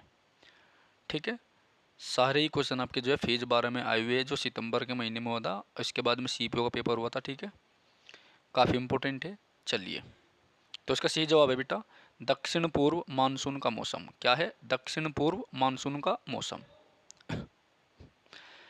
12वां क्वेश्चन है, वर्ष 1962 में किसने the history of ocean basin, the history of ocean basin प्रकाशित किया, जिसने प्लेट विवर्तनिकी के सिद्धांत को रेखांकित किया, जिसके बाद में सागर नितल प्रसरण कहा गया। हैरी हेमंड हेस ने तो 1962 में the history of the ocean basins प्रकाशित की गई थी, जिसने प्लेट विवर्तनिकी के सिद्धांत को रेखांकित किया। यानी सबसे पहले जो प्लेट विवर्तनिकी है, ये सिद्धांत हैरी हेमंड हेस की एक किताब थी जो 1962 में पब्लिश हुई थी। नाम था उसका the history of ocean basins. ठीक है, इसमें बताया गया था। ठीक है ना, आपको पता ही है हमारी जो प्लेट विवर्तनिकी का जो सिद्धांत है कक्षा 9 में आपने पढ़ा होगा। ठीक है, उनके कारण ही जो है भूगर्भिक हलचल पैदा होती है। ओके, चलिए 13 क्वेश्चन है। सांभर लवण झील यानी सांभर झील, सांभर साल्ट लेक किस राज्य में? राजस्थान में। और आपको पता है जो सांभर झील है, ठीक है, सांभर जो झील है इसमें भारत का सबसे ज़्यादा नमक पैदा होता है। ठीक है, सबसे ज़्यादा जो नमक पैदा होता है वो सांभर झील राजस्थान में होता है, ये आप याद रखना, बहुत इंपॉर्टेंट है। ठीक है, नेक्स्ट, भारत के किस राज्य में खारे पानी की सबसे बड़ी झील चिल्का झील है? उड़ीसा में। ठीक है, उड़ीसा में क्या है? चिल्का झील है। और ये जो उड़ीसा की चिल्का झील है इसमें भारतीय नौसेना की ट्रेनिंग भी होती है, और ओलिव रिडले जो कछुए होते हैं उनके प्रजनन का सबसे प्रमुख स्थान भी यही है। ठीक है, कोडरमा गया हजारीबाग, कोडरमा गया हजारीबाग बेल्ट किस खनिज उत्पादन के लिए जाना जाता है बेटा? अभ्रक के लिए। तो कोडरमा अभ्रक के लिए जाना जाता है, ये इंपॉर्टेंट क्वेश्चन है, याद रखना। कोडरमा किसके लिए जाना जाता है बेटा? अभ्रक के लिए जाना जाता है, याद रखना, इंपॉर्टेंट है। ठीक है, उसके बाद 16 क्वेश्चन है। मैकमोहन रेखा भारत और चीन के बीच में गुजरती है। मैकमोहन रेखा भारत और चीन के बीच में है, याद रखना। भारत पाकिस्तान के बीच में रेड क्लिफ रेखा है। ठीक है, भारत अफगानिस्तान के बीच में डुरंड रेखा है, ये आप याद रखना। ठीक है, चलिए, पाक्योंग हवाई अड्डा, पाक्योंग हवाई अड्डा सिक्किम में स्थित है, याद रखना। ठीक है, पाक्योंग जो है ये हवाई अड्डा है जो कहाँ पर है? सिक्किम में है, ये काफ़ी इंपॉर्टेंट है। और आपको पता होगा सिक्किम पहले एक देश था जिसे जिसे 36वें संशोधन के द्वारा, सिक्किम पहले एक देश था इसे 36वें संशोधन के द्वारा जो है भारत का राज्य घोषित किया गया था या भारत में मिला लिया गया था। ठीक है, उपसौर तब होता है जब पृथ्वी सूर्य के सबसे निकट होती है, ये बहुत इंपॉर्टेंट है। उपसौर कब होता है? जब पृथ्वी सूर्य के सबसे निकट होती है, याद रखना। और अपसौर कब होता है? जब पृथ्वी सूर्य के सबसे दूर होती है। ठीक है, इसे इंग्लिश में एपीहिलियन और पेरिहिलियन बोलते हैं। ठीक है, याद रखना। जब पृथ्वी सूर्य के सबसे दूर होती है तो वो घटना होती है आपकी 3 जनवरी को। ठीक है, और जब पृथ्वी सूर्य के सबसे निकट होती है तो ये घटना घटित होती है 4 जुलाई को। नेक्स्ट है, समुद्री बर्फ पृथ्वी की जलवायु को निर्धारित करने में सहायक होते हैं। इसके अनुसार समुद्री बर्फ पर पड़ने वाले सूर्य के प्रकाश का कितना प्रतिशत वापस अंतरिक्ष में चला जाता है? 80%। ठीक है, इसका मतलब ये होता है कि जैसे हमारा अंटार्कटिका है, तो अंटार्कटिका पर जितनी भी लाइट सूर्य की पड़ती है उस लाइट का 80% वापस जो है अंतरिक्ष में चला जाता है। कहाँ चला जाता है? अंतरिक्ष में चला जाता है। ठीक है, याद रखना, ये काफ़ी इंपॉर्टेंट है। ओके, चलिए अगला क्वेश्चन देखिए। क्वेश्चन नंबर आपका है 20। श्री हरिकोटा द्वीप किस राज्य में है बेटा? आंध्र प्रदेश में। श्री हरिकोटा द्वीप किस राज्य में? आंध्र प्रदेश में है। 21वां, भारत में तृतीय कोयला किस राज्य में पाया जाता है? मेघालय में। तो आपको पता है कोयले की 3 वेराइटी होती है। नंबर 1 एंथ्रासाइट कोयला जो सबसे फर्स्ट क्वालिटी का होता है, जिसमें कार्बन की मात्रा 90% टू 100% के बीच में होती है। ठीक है, इस कोयले को हम क्या बोलते हैं? एंथ्रासाइट कोयला। उसके बाद दूसरे नंबर पर आता है आपका बिटुमिनस कोयला। ठीक है, और उसके बाद आता है आपका लिग्नाइट कोयला, और उसके बाद आता है आपका पीट कोयला। तो कोयले की 4 वेराइटी होती है। ठीक है, ये आप याद रखना। मेघालय को मेघों का घर कहा जाता है। गारो खासी जनजाति आपकी मेघालय में पाई जाती है, याद रखना। और जो मासिनराम मेघालय है, मासिनराम जो मेघालय में है, यहाँ पर दुनिया की सबसे ज़्यादा बारिश होती है। ठीक है, 22वां है, भारत में दार्जिलिंग की पहाड़ियाँ चाय की खेती के लिए प्रसिद्ध है। दार्जिलिंग की जो पहाड़ियाँ हैं वो किसके लिए प्रसिद्ध है? ये चाय की खेती के लिए प्रसिद्ध है। और दार्जिलिंग किस राज्य में पड़ता है? तो दार्जिलिंग आपका वेस्ट बंगाल में पड़ता है। कहाँ पड़ता है? पश्चिम बंगाल में पड़ता है, याद रखना, बहुत इंपॉर्टेंट है ये भी। ओके,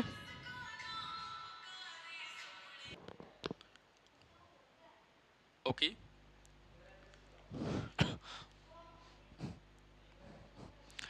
भारत में दार्जिलिंग की पहाड़ियाँ जो है आपकी चाय के लिए प्रसिद्ध है, और ये मैंने आपको बताया है, जो दार्जिलिंग की पहाड़ियाँ हैं ये पश्चिम बंगाल में पाई जाती है। ठीक है।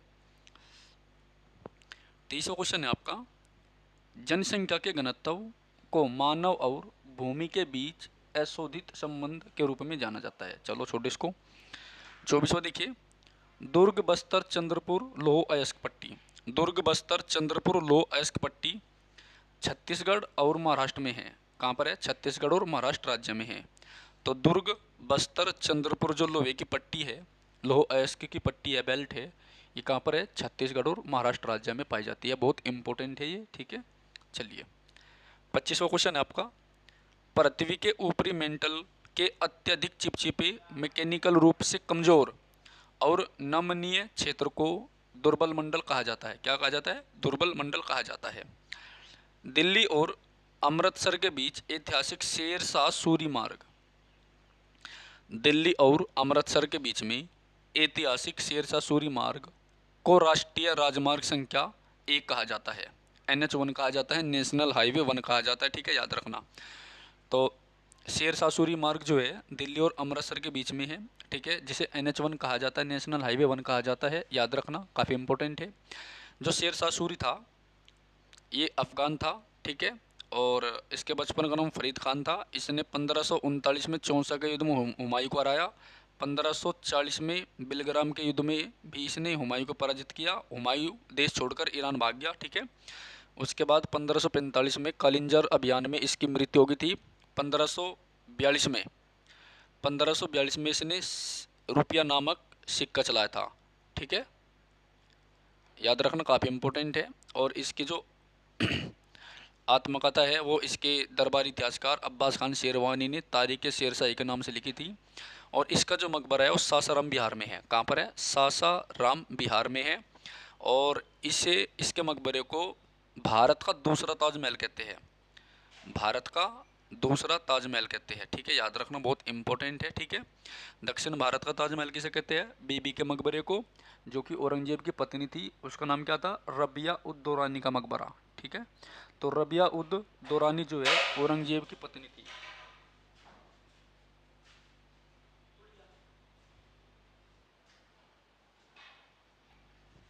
ओके, अगला क्वेश्चन है, केवलादेव राष्ट्रीय उद्यान। केवलादेव राष्ट्रीय उद्यान किस राज्य में है? यह बेटा राजस्थान में। केवलादेव जो है आपका राजस्थान में है। केवलादेव कहाँ पर है? राजस्थान में है, इंपॉर्टेंट है। तो केवलादेव राष्ट्रीय उद्यान किस राज्य में है? राजस्थान में है। 28वां, भारत के उत्तर पश्चिम क्षेत्र में सर्दियों में वर्षा किसके कारण होती है? पश्चिमी विक्षोभ। किसके कारण होती है? पश्चिमी विक्षोभ के कारण होती है। तो उत्तर पश्चिम क्षेत्र में जो बारिश होती है वो पश्चिमी विक्षोभ के कारण होती है। पूर्वी क्षेत्रों में जो वर्षा होती है वो भूमध्य सागर से उठने वाले विक्षोभ के कारण होती है, याद रखना।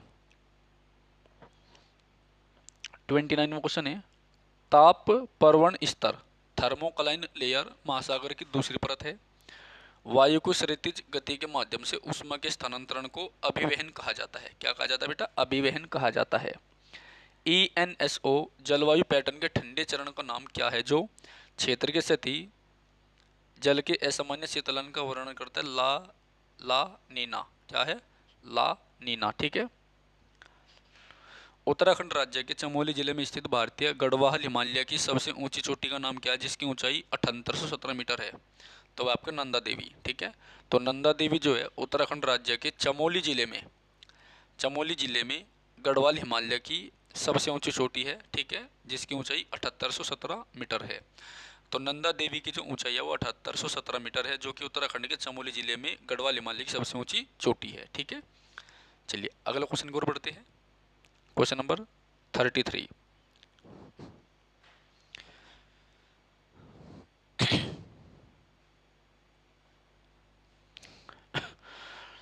ठोस पृथ्वी के आंतरिक भाग से गैसों के निकलने की प्रक्रिया क्या कहलाती है बेटा? विगेशन। क्या कहलाती है? विगेशन। तो ठोस पृथ्वी के आंतरिक भाग से गैसों के निकलने की प्रक्रिया क्या कहलाती है? विगेशन कहलाती है। ठीक है, क्या कहलाती है? विगेशन कहलाती है। किस शहर के आईटी उद्योग में प्रमुखता के कारण से भारत की सिलिकॉन वैली कहा जाता है? बेंगलुरु को। किसे कहा जाता है? बेंगलुरु को। तो सिलिकॉन वैली किसे कहते हैं? बेंगलुरु को कहा जाता है, याद रखना। ठीक है। पंजाब में वर्षा का कारण बनने वाले भूमध्य सागर से उत्पन्न होने वाले शीतोष्ण चक्रवात से किन फसलों को लाभ होता है? रबी की फसल को। यानी पंजाब में जो बारिश आती है वो भूमध्य सागर से उत्पन्न होने वाले शीतोष्ण चक्रवात, शीतोष्ण का मतलब है जो सर्दी के समय में चक्रवात आती है। ठीक है, और उष्ण का मतलब क्या होता है? जो गर्मी के समय में चक्रवात आती है। ठीक है, तो इसका मतलब ये है कि पंजाब में जो वर्षा होती है वो भूमध्य सागर से उठने वाले चक्रवाती जो तूफान होती है, ठीक है, उनके कारण होती है, जो रबी की फसल के लिए महत्वपूर्ण है। 36वां, 1977 में यूरोपीय अंतरिक्ष एजेंसी द्वारा कौन सा भू स्तर मौसम उपग्रह प्रक्षेपित किया गया था जो दृश्यमान प्रकाश और अवरक्त तरंग दैर्घ्य दोनों पर पृथ्वी की मौसम छवियां प्रदान करता है? उसका नाम था मेटियोसैट। क्या नाम था? मेटियोसैट।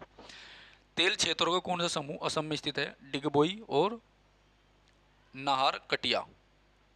ये दोनों के दोनों जो आपके असम में है। ठीक है, तो तेल क्षेत्र के दोनों समूह, एक तो डिगबोई असम में है और नहर कटिया भी आपका असम में है। दोनों ही जो है तेल क्षेत्र है, यहाँ से तेल निकाला जाता है, याद रखना, इंपॉर्टेंट है। ठीक है। 38वां क्वेश्चन है, 11,022 मीटर की गहराई के साथ पृथ्वी के महासागरों का सबसे गहरा बिंदु कौन सा है? ये आपका मेरियाना खाया, मेरियाना ट्रेंच, जो कि प्रशांत महासागर में है, और ये आपकी फिलीपींस देश के पास पड़ती है। कहाँ पड़ती है? फिलीपींस देश के पास पड़ती है। फिलीपींस की राजधानी मनीला है और इसमें एशियन डेवलपमेंट बैंक, एशियाई विकास बैंक का क्या है? मुख्यालय है। एडीबी यानी एशियन डेवलपमेंट बैंक की स्थापना 1966 में हुई थी। कब हुई थी? 1966 में हुई थी, याद रखना, काफ़ी इंपॉर्टेंट है। ओके, जब फिलीपींस है, फिलीपींस के जो चौथे राष्ट्रपति थे उनका नाम था रेमन मैग्सेसे, जिसकी स्मृति में जो है मैग्सेसे पुरस्कार दिया जाता है। तो रेमन मैग्सेसे पुरस्कार को जो है एशिया महाद्वीप का नोबेल पुरस्कार कहा जाता है, याद रखना। 2019 में ये एनडीटीवी के जो एडिटर थे रवीश कुमार, उसे दिया गया था। नेक्स्ट, 39वां, निम्नलिखित में से कौन से भारत के प्रमुख कोयला क्षेत्र है? इनमें से कौन से भारत के प्रमुख कोयला क्षेत्र है? ठीक है, तो कोयले के लिए एक तो झरिया प्रसिद्ध है और एक रानीगंज। ठीक है, दोनों ही इंपॉर्टेंट है। तो झरिया और रानीगंज आपके कोयला के प्रसिद्ध क्षेत्र है। ठीक है, उसके बाद 40वां, निम्नलिखित में से कौन महासागर सतह ओशन फ्लोर का भाग नहीं है? तो एक तो अगाध सागरीय निदाय नहीं है। ठीक है, जबकि महादेशीय ढलान भी है, महादेशीय निदाय भी है, अगाध सागरीय मैदान भी है। इनको छोड़ो, चलो आगे बढ़ते हैं। क्वेश्चन नंबर 41 की ओर बढ़ते हैं। निम्नलिखित में से कौन सी फसल रबी की फसल नहीं है? आपकी खीरा जो है रबी की फसल नहीं है। इसका मतलब सरसों भी रबी की फसल है और गेहूँ भी आपका रबी की फसल है और ज्वार भी यानी जौ भी जो है रबी की फसल है। तो सरसों, गेहूँ और जौ। ठीक है, याद रखना। नेक्स्ट, निम्नलिखित में से कौन सा तेल क्षेत्र गुजरात में स्थित नहीं है? गुजरात में कौन सा नहीं है? नाहर कटिया नहीं है गुजरात में। इसका मतलब कलोल आपका गुजरात में है, कोसंबा गुजरात में है और नवगाम भी गुजरात में है। ये तीनों ही आपके तेल क्षेत्र के। ठीक है, निम्नलिखित में से कौन सी नदी भारत के तटीय मैदान से संबंधित नहीं है? तटीय मैदान से संबंधित नहीं है। ठीक है, तो ब्रह्मपुत्र नदी आपकी तटीय मैदान से संबंधित नहीं है, जबकि कृष्णा नदी, महानदी और कावेरी नदी ये तटीय मैदान से संबंधित है। ठीक है,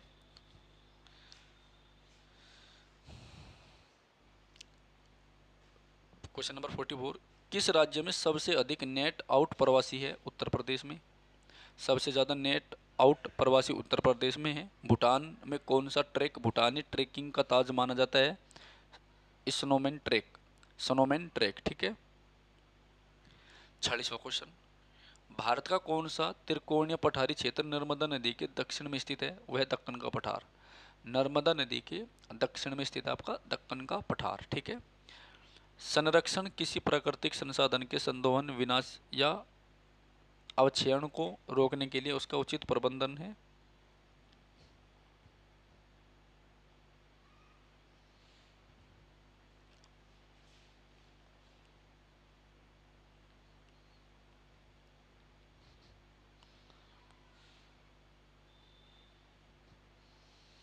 क्वेश्चन नंबर 49, सही कथन का चयन कीजिए। ऊर्जा का पिरामिड सदैव सीधा होता है, ये इंपॉर्टेंट है। ऊर्जा का जो पिरामिड होता है वो हमेशा सीधा होता है, ठीक है। अगला क्वेश्चन है 50वां, वियना सम्मेलन। वियना सम्मेलन, जो वियना है वो ऑस्ट्रिया की राजधानी है। ऑस्ट्रेलिया एक देश है जबकि ऑस्ट्रेलिया अलग देश है, तो ऑस्ट्रिया की राजधानी वियना है। और वियना सम्मेलन का संबंध ओजोन परत के संरक्षण से है, ठीक है। तो वियना सम्मेलन भी ओजोन परत के संरक्षण से संबंधित है, जबकि मॉन्ट्रियल प्रोटोकॉल भी ओजोन परत के संरक्षण से संबंधित है, याद रखना, ठीक है। ओजोन जो होती है, ओजोन गैस का जो फॉर्मूला है O3 होता है। इसको मापने की कई डोप्सन होती है, डोप्सन, ठीक है। और विश्व ओजोन दिवस जो है 16 सितंबर को मनाया जाता है। विश्व ओजोन दिवस जो है 16 सितंबर को मनाया जाता है, ठीक है। याद रखना, काफ़ी इंपॉर्टेंट है। 51वां, निम्नलिखित में से किसे प्राकृतिक संसाधनों के संरक्षण का तरीका नहीं माना जाता। प्राकृतिक संसाधनों के संरक्षण का तरीका नहीं माना जा सकता, यह है आपका निष्कर्षण। क्या है? निष्कर्षण, ठीक है। याद करना, याद रखना, निष्कर्षण को नहीं माना जाता, जबकि पुनर्चक्रण को माना जाता है, वनीकरण को माना जाता है और टेरेस फार्मिंग को माना जाता है, ठीक है। तो बेटा ये सारे क्वेश्चन जो हमने करे अभी, ये भूगोल के क्वेश्चन थे जो अभी फेज 12 में पूछे गए हैं, ठीक है। और 51 क्वेश्चन हमने कवर कर रहे हैं जो काफ़ी इंपॉर्टेंट है 2024 के लिए, ठीक है। तो अगर आपको क्लास पसंद आए तो चैनल को सब्सक्राइब करें, वीडियो को लाइक जरूर करें। अगली क्लास में हम पॉलिटी को कवर करेंगे। इसमें हम कितने क्वेश्चन है पॉलिटी के देखियो। पॉलिटी के भी आपके 51, 60, 65 क्वेश्चन है पॉलिटी के, ठीक है। तो ये 65 क्वेश्चन भी आपको जो है अगली क्लास में मिलेंगे देखने को, काफ़ी इंपॉर्टेंट है। एक ही क्लास में 65 के 65 क्वेश्चन कवर करेंगे, ठीक है। इकोनॉमिक्स के तो कमी है, उसके बाद फिजिक्स आ जाती है आपकी, बाकी तो कमी है सब चीज़ें, ठीक है। जनगणना, महत्वपूर्ण दिन, पुस्तकें, खेल, करंट अफेयर। करंट अफेयर बहुत पूछ रखी है भाई, कितने क्वेश्चन है इस करंट अफेयर के भी। इससे अगली क्लास में हम इनको कवर करेंगे, करंट अफेयर और पॉलिटी को, ठीक है। चलो, थैंक यू फॉर वॉचिंग।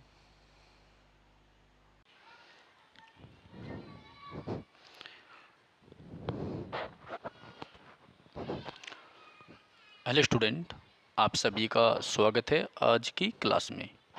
प्यारे बच्चों, आज की जो हमारी क्लास है, इस क्लास में हम कवर करेंगे पॉलिटी को।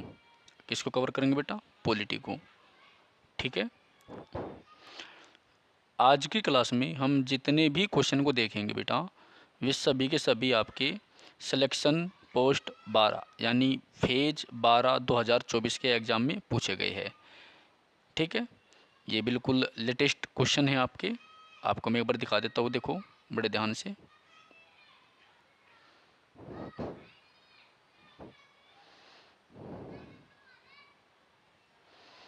देखो ये रहा, ठीक है। ये एसएससी सिलेक्शन पोस्ट 12 2024 का जो अभी पेपर हुआ था आपका जुलाई में, जुलाई के महीने में, ठीक है। यानी मुश्किल से 2 महीने पुराने ही क्वेश्चन है आपके 2024 के। तो आप जितने भी अपकमिंग एग्ज़ाम देंगे, जैसे आपका स्टेनो का पेपर है, एसएससी एमटीएस का है, सीजीएल के चल रहे हैं और एसएससी जीडी का है बेटा, ठीक है। तो सभी एग्ज़ाम में ये इम्पोर्टेंट है, सभी एग्ज़ाम के लिए बहुत ज़्यादा इम्पोर्टेंट है। और ख़ासकर आपका आरपीएफ एनटीपीसी के जो फॉर्म आ रहे हैं उनके लिए भी इम्पोर्टेंट है, ठीक है। ओके, तो चलिए शुरू करते हैं। और ये मैंने आपको जो करा दिया है, आपको हमने इतिहास करा दिया कंप्लीट। उसके बाद मैंने आज जो है कला संस्कृति कराई थी, ठीक है। तो तीसरा टॉपिक हमारा जो है आपका भूगोल था, और चौथा टॉपिक हमारा क्या है? चौथा टॉपिक हमारा आज राजनीति है यानी पॉलिटी। तो हम ये भी कह सकते हैं कि फेज 12 की हमारी क्लास नंबर 4 है, ठीक है। फेज़ 12 की हमारी क्लास नंबर कौन सी बेटा? 4 होगी। ठीक है, याद रखना। तो चलिए शुरू करता आज की क्लास को बेटा। क्लास को शुरू करने से पहले मेरी हम्बल रिक्वेस्ट है आप सभी भाइयों से, प्लीज़ आप चैनल को सब्सक्राइब ज़रूर करें। जो भी नए छात्र, नए भाई बहन क्लास देख रहे हैं, प्लीज़ वो सब्सक्राइब ज़रूर करें। ठीक है, क्लास को लाइक भी कर दीजिए। चलिए शुरू करते हैं क्लास को। पहला क्वेश्चन हमारा, एक क्लास में कंप्लीट पॉलिटी को हम कवर करेंगे। ठीक है, जिससे क्या पेपर से पहले इनको अच्छे से रिवाइज करके जा सकूँ। ठीक है, चलिए। तो पहला क्वेश्चन हमारा, भारत का सर्वोच्च न्यायालय संघ कार्यकारिणी का हिस्सा नहीं होता है। ठीक है, सुप्रीम कोर्ट जो होता है वो संघ कार्यकारिणी का हिस्सा नहीं होता है। क्या नहीं होता? हिस्सा नहीं होता है। कौन? Supreme court. ठीक है, तो इसका मतलब क्या है बेटा? इसका मतलब आपका मंत्री परिषद भी हिस्सा होती है, भारत के प्रधानमंत्री हिस्सा होते हैं और भारत के राष्ट्रपति हिस्सा होते हैं। ठीक है, चलिए दूसरा क्वेश्चन है,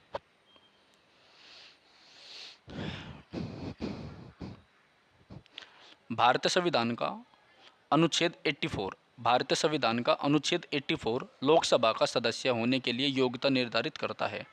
भारतीय संविधान का अनुच्छेद 84 जो है लोकसभा के लिए, लोकसभा का सदस्य होने के लिए योग्यता निर्धारित करता है। ठीक है, तो भारतीय संविधान का अनुच्छेद 84 जो है लोकसभा का सदस्य होने के लिए योग्यता को निर्धारित करता है। ठीक है, लोकसभा का टाइम पीरियड कितना हो? 5 साल होता है। ठीक है, याद रखना। लोकसभा कौन सा आर्टिकल में होती है? 81 में होती है, ये भी आप याद रखना। राज्यसभा कौन सा में होती है? 80 में होती है। ठीक है, चलिए क्वेश्चन नंबर 3 है, 73वां संविधान संशोधन अधिनियम 1992 किससे अधिक जनसंख्या वाले सभी राज्यों के लिए पंचायती राज त्रिस्तरीय प्रणाली का प्रावधान करता है? 20 लाख। अगर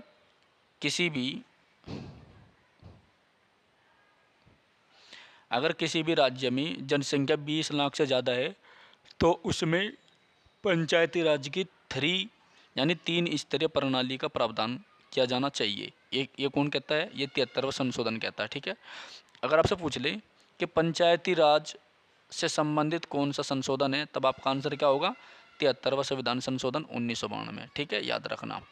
जो हमारे पंचायती राज है उसे स्वायत्त संस्था का जो संवैधानिक दर्जा दिया गया था, पंचायती राज को जो संवैधानिक दर्जा दिया गया था वो 73वें संविधान संशोधन अधिनियम 1992 के द्वारा दिया गया था। ठीक है बेटा। क्वेश्चन नंबर 4 है, प्रत्येक वित्तीय वर्ष में भारत सरकार की प्राकलित प्राप्तियां और व्यय विवरण कौन प्रस्तुत करवाएगा बेटा? राष्ट्रपति। कौन करवाएगा? राष्ट्रपति। तो प्रत्येक वित्तीय वर्ष में भारत सरकार की प्राकलित प्राप्तियां और व्यय का विवरण कौन प्रस्तुत करवाएगा? राष्ट्रपति। ठीक है।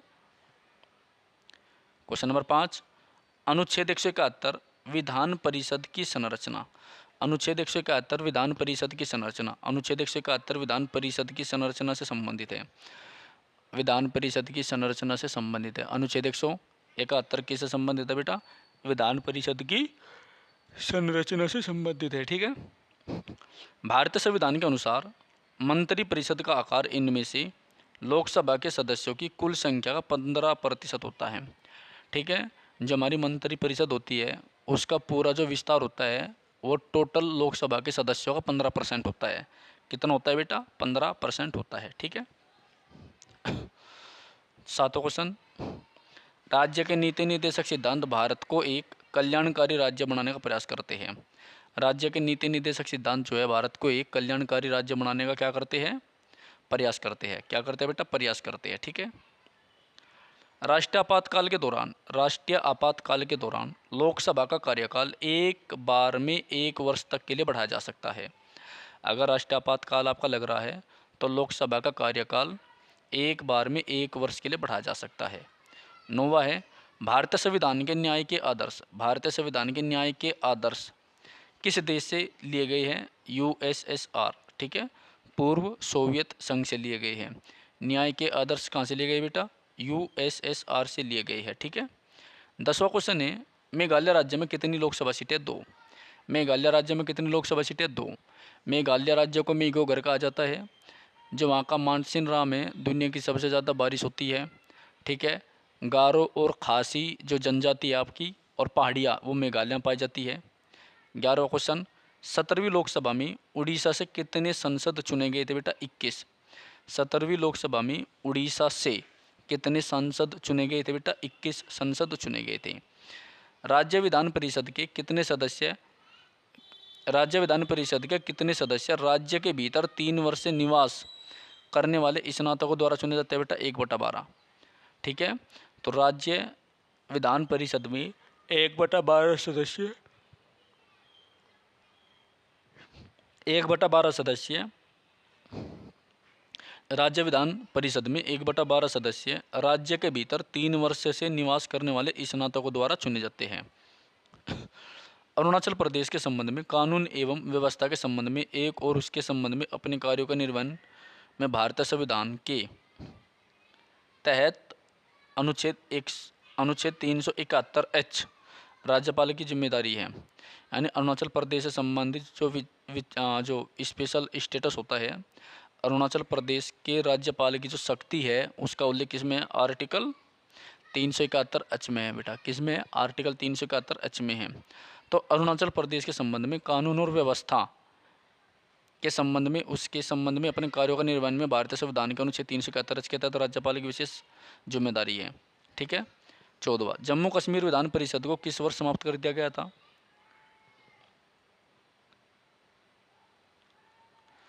जो जम्मू कश्मीर विधान परिषद थी बेटा, ऐसा किस वर्ष खत्म कर दिया गया था? 2019 में। कब कर दिया था बेटा? 2019 में।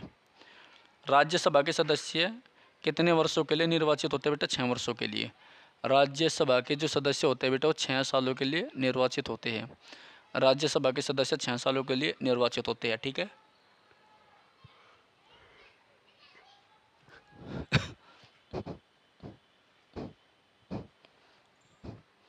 राज्यपाल किसकी सलाह पर मंत्रियों की नियुक्ति करता है बेटा? मुख्यमंत्री की।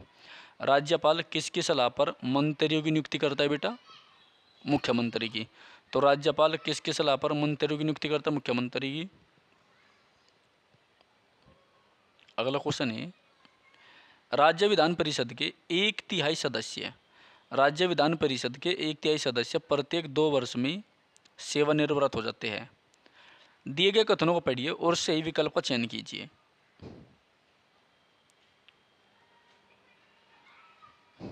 राज्य के नीति निर्देशक सिद्धांत वे सभी आदर्श शामिल है जिनका राज्य को देश के लिए नीतियाँ बनाते कानून बनाते समय अनुसरण करना चाहिए और ध्यान में रखना चाहिए। बस यही सही होगा, बाकी गलत है। 19वां, 11वें मौलिक कर्तव्य को किस संशोधन द्वारा जोड़ा गया था बेटा? 86वें संविधान संशोधन अधिनियम 2002 के द्वारा। 11वें मौलिक कर्तव्य को किस संशोधन द्वारा जोड़ा गया था? 86वें संशोधन 2002 के द्वारा। और 11वां मौलिक कर्तव्य क्या था आपका? ठीक है, शिक्षा का अधिकार, जो कि आर्टिकल 21 क्लोज ए में है। ठीक है, याद रखना। भारतीय संविधान के आपातकालीन प्रावधानों को भारत सरकार अधिनियम 1935 से लिया है। तो जो आपातकालीन प्रावधान है वो कहाँ से लिया? भारत सरकार अधिनियम 1935 से लिए है। ठीक है। 21वां है, संघ लोक सेवा आयोग के अध्यक्ष सदस्यों के पूरे वेतन भत्ते और पेंशन भारत की संचित निधि पर भारित होते हैं। जो संघ लोक सेवा आयोग होता है यूपीएससी मतलब यूनियन पब्लिक सर्विस कमीशन, जो आर्टिकल 315 में है। ठीक है। इसके सदस्यों के वेतन और अध्यक्ष का वेतन भत्ते सभी के सभी जो है भारत की संचित निधि पर भारित होते हैं। भारत के वित्त आयोग में 1 अध्यक्ष और 4 अन्य सदस्य होते हैं। जो भारत का वित्त आयोग होता है बेटा उसमें क्या होता है? उसमें एक अध्यक्ष और 4 सदस्य होते हैं। भारत के वित्त आयोग में 1 अध्यक्ष और 4 सदस्य होते हैं, याद रखना। ठीक है। नेक्स्ट, राज्यपाल की परिलब्धियाँ किसके द्वारा तय की जाती है बेटा? संसद के। राज्यपाल की परिलब्धियाँ किसके द्वारा तय की जाती है बेटा? संसद के। राज्यपाल की परिलब्धियाँ किसके द्वारा तय की जाती है बेटा? संसद के। ठीक है, याद रखना। राज्य में मंत्री किसके प्रसाद पर्यंत पद धारण करते हैं बेटा? राज्यपाल के। राज्य में मंत्री जो है किसके प्रसाद पर्यंत पद धारण करते हैं? राज्यपाल के। ठीक है, याद रखना। 25वां है, शब्द कार्यकारिणी का अर्थ व्यक्ति का एक निकाय है जो वास्तविक व्यवहार में नियमों और विनियमों के कार्यान्वयन की देखभाल करता है। ठीक है, तो कार्यकारिणी जो है शब्द है जो वास्तविक व्यवहार में नियमों और विनियमों के कार्यान्वयन की देखभाल करता है। 26वां है, भारतीय संविधान के किस अनुच्छेद के तहत मानव तस्करी और बेगार और अन्य प्रकार के जबरन श्रम को निषिद्ध किया जाता है? आर्टिकल 23, आर्टिकल 23, आर्टिकल 23, ठीक है। बहुत इंपॉर्टेंट क्वेश्चन है 26वां। भारतीय संविधान के किस अनुच्छेद के तहत मानव तस्करी और बेगार और अन्य प्रकार के जबरन श्रम को निषिद्ध किया जाता है बेटा? अनुच्छेद 23 के द्वारा। इंपॉर्टेंट है। भारतीय संविधान के किस अनुसूची के तहत सर्वोच्च न्यायालय के न्यायाधीश के शपथ प्रतिज्ञान के प्रारूप का उल्लेख है बेटा? तीसरी। किसके? तीसरे अनुसूची के। किसके बेटा? तीसरे अनुसूची के। किसका बेटा? तीसरे अनुसूची के, ठीक है। CJI का अर्थ क्या होता है? चीफ जस्टिस ऑफ इंडिया, यानी भारत का मुख्य न्यायाधीश। और आर्टिकल 124 में जो है सुप्रीम कोर्ट का गठन है। 129 में सुप्रीम कोर्ट भारत का एक अभिलेख न्यायालय होगा, ठीक है। 29, जब कोई गैर मंत्री किसी विधेयक का प्रस्ताव करता है तो उसे क्या कहा जाता है बेटा? निजी विधेयक कहा जाता है। जब कोई गैर मंत्री किसी विधेयक का प्रस्ताव करता है तो उसे क्या कहा जाता है? निजी विधेयक कहा जाता है, ठीक है। भारत में संविधान दिवस कब मनाया जाता है? 26 नवंबर को। भारत में संविधान दिवस 26 नवंबर को मनाया जाता है बिकॉज 26 नवंबर 1949 को भारतीय संविधान को स्वीकृत एक्सेप्ट किया गया था। भारतीय संविधान की उद्देशिका में कब संशोधन किया गया था बेटा? 1976 में। और 42वां संशोधन था वो आपका। कौन था बेटा? 42वां संशोधन था, ठीक है। बहुत इंपॉर्टेंट है, जो सरदार सवर्ण सिंह समिति की सिफारिश पर किया गया था। ओके, तो भारतीय संविधान संशोधन 1976 में जो संशोधन किया गया था उसमें उद्देशिका में संशोधन किया गया था, ठीक है, याद रखना।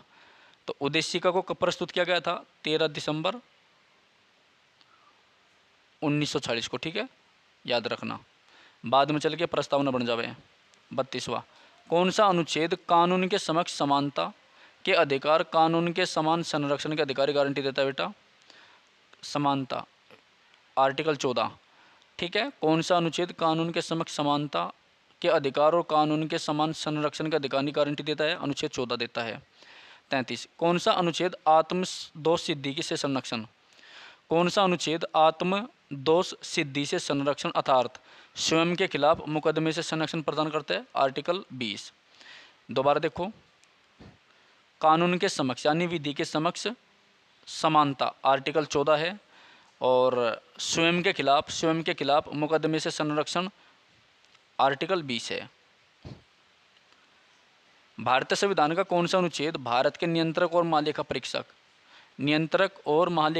की नियुक्ति से संबंधित है बेटा? अनुच्छेद 148। कौन सा है बेटा? अनुच्छेद 148 है। कौन सा है? अनुच्छेद 148 है। तो भारतीय संविधान का कौन सा अनुच्छेद भारत के नियंत्रक और महालेखा परीक्षक की नियुक्ति से संबंधित है? 148 है, ठीक है। भारतीय संविधान का कौन सा अनुच्छेद संघ की कार्यकारी शक्ति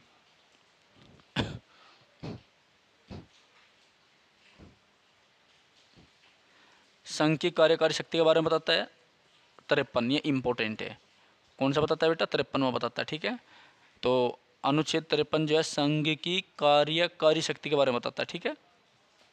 36वां, भारतीय संविधान का कौन सा अनुच्छेद यह लागू करता है कि कानून बनाने में निर्देशक सिद्धांतों को लागू करना कर्तव्य है? अनुच्छेद 37। भारतीय संविधान का कौन सा अनुच्छेद यह लागू करता है कि कानून बनाने में निर्देशक सिद्धांतों को लागू करना राज्य कर्तव्य है? अगर भारतीय कानून बन रहा है तो कानून बनाने में निर्देशक सिद्धांतों को लागू करना राज्य का कर्तव्य है, और यहाँ पर राज्य का मतलब देश का, ठीक है। तो इसका उल्लेख आर्टिकल 37 में है। भारतीय संविधान का कौन सा अनुच्छेद यह स्पष्ट करता है कि राज्य के नीति निर्देशक तत्व देश में शासन, मूलभूत और विधि बनाने में इन तत्वों को लागू करना राज्य का कर्तव्य होता है? अनुच्छेद 37। ये भी इम्पोर्टेंट है। भारतीय संविधान के किस अनुच्छेद में वित्त आयोग की सिफारिश का उल्लेख है? 281। वित्त आयोग की सिफारिश का उल्लेख 281 में है, जबकि वित्त आयोग के गठन का उल्लेख 280 में है। भारतीय संविधान के किस अनुच्छेद में वित्त आयोग की सिफारिश का उल्लेख है बेटा? अनुच्छेद 281 में, 281 में है, जबकि वित्त आयोग का गठन 280 में है। भारतीय संविधान के किस अनुच्छेद में उल्लेख है कि राष्ट्रपति या उपराष्ट्रपति के चुनाव के संबंध में उत्पन्न होने वाले सभी संदेशों और विवादों की जांच निर्णय सर्वोच्च न्यायालय द्वारा की जाएगी, जिसका निर्णय अंतिम होगा? अनुच्छेद 71 के द्वारा। तो भारतीय संविधान के अनुच्छेद 71 के द्वारा भारतीय संविधान के अनुच्छेद 71 के अनुसार या भारतीय संविधान के अनुच्छेद 71 में उल्लेख है कि राष्ट्रपति या उपराष्ट्रपति के चुनाव के संबंध में उत्पन्न होने वाले सभी संदेहों और विवादों की जांच और निर्णय सर्वोच्च न्यायालय द्वारा किया जाएगा, जिसका निर्णय अंतिम होगा। ठीक है। भारतीय संविधान के किस अनुच्छेद में उल्लेख है कि अपने कर्तव्यों के पालन में भारत के मान्यवादी को भारत के राज्य क्षेत्र में सभी न्यायालयों में सुनवाई करने का अधिकार है? तो यह बेटा 76। ठीक है। भारतीय संविधान के किस अनुच्छेद में उल्लेख है कि अपने कर्तव्यों के पालन में भारत के मान्यवादी को भारत के राज्य क्षेत्र में सभी न्यायालयों में सुनवाई का अधिकार होगा? Article 76 close 3। ठीक है, क्योंकि अनुच्छेद 76 के द्वारा भारत का एक मान्यवादी होगा, ये याद रखना। भारतीय संविधान के किस अनुच्छेद में उल्लेख है कि किसी भी व्यक्ति को एक अपराध के लिए एक से अधिक बार दंड नहीं दिया जाएगा? 20 क्लोज 2 में। किसमें बेटा? 20 क्लोज 2 में। ठीक है। तो भारतीय संविधान के अनुच्छेद 76 क्लोज 3 अपने कर्तव्य के पालन में भारत के मान्यवादी को भारत के राज्य क्षेत्र में सभी न्यायालयों में सुनवाई का अधिकार देता है। और 20 क्लोज 2 में क्या है बेटा? कि किसी भी व्यक्ति को एक अपराध के लिए एक से अधिक बार सज़ा नहीं मिलेगी। ठीक है। अगर एक मर्डर करने पर फांसी है तो 20 मर्डर कर दे तब भी एक बार फांसी पर लटकाया जाएगा। ऐसा नहीं है कि एक मर्डर कर दिया एक बार फांसी पर टांग दिया, 10 कर दिया 10 बार, 20 कर दिया 20 पर टांग दिया। ठीक है बेटा। चलिए अगला है 42वां।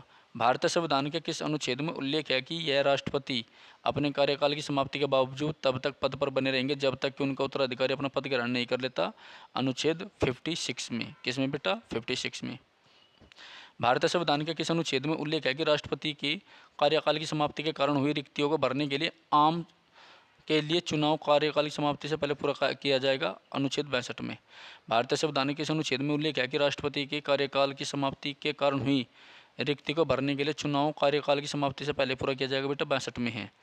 44वां क्वेश्चन है, भारतीय संविधान के किस अनुच्छेद में उल्लेख है कि भारत का राष्ट्रपति बनने के लिए किसी भी व्यक्ति को भारत का नागरिक होना आवश्यक है? 58 में। किसमें बेटा? 58 में।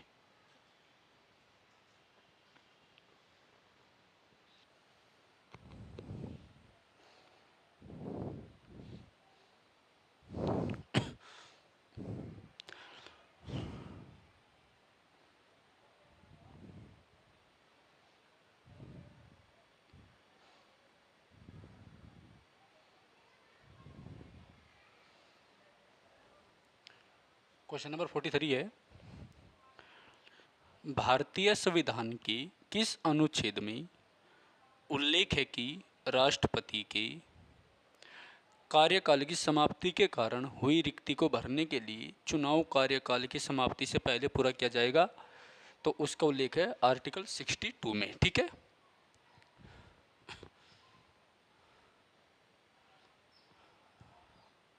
क्वेश्चन नंबर 44, भारतीय संविधान के किस अनुच्छेद में उल्लेख है कि भारत का राष्ट्रपति बनने के लिए किसी भी व्यक्ति को भारत का नागरिक होना आवश्यक है? तो वह है बेटा अनुच्छेद 58।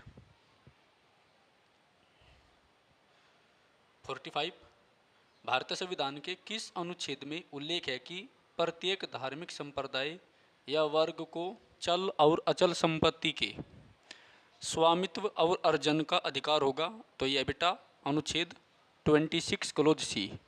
भारतीय संविधान के किस अनुच्छेद में उल्लेख है कि प्रत्येक धार्मिक संप्रदाय या वर्ग को चल और अचल संपत्ति के स्वामित्व और अर्जन का अधिकार होगा? अनुच्छेद 26 क्लोज सी। भारतीय संविधान के किस अनुच्छेद में उल्लेख है कि राष्ट्रपति पुनः निर्वाचन के लिए पात्र है? अनुच्छेद 57 में। किस में बेटा? अनुच्छेद 57 में। ये थोड़े से जो अनुच्छेद है ना, ये इंपॉर्टेंट है। ठीक है, इनको आप याद कर लेना जरूर।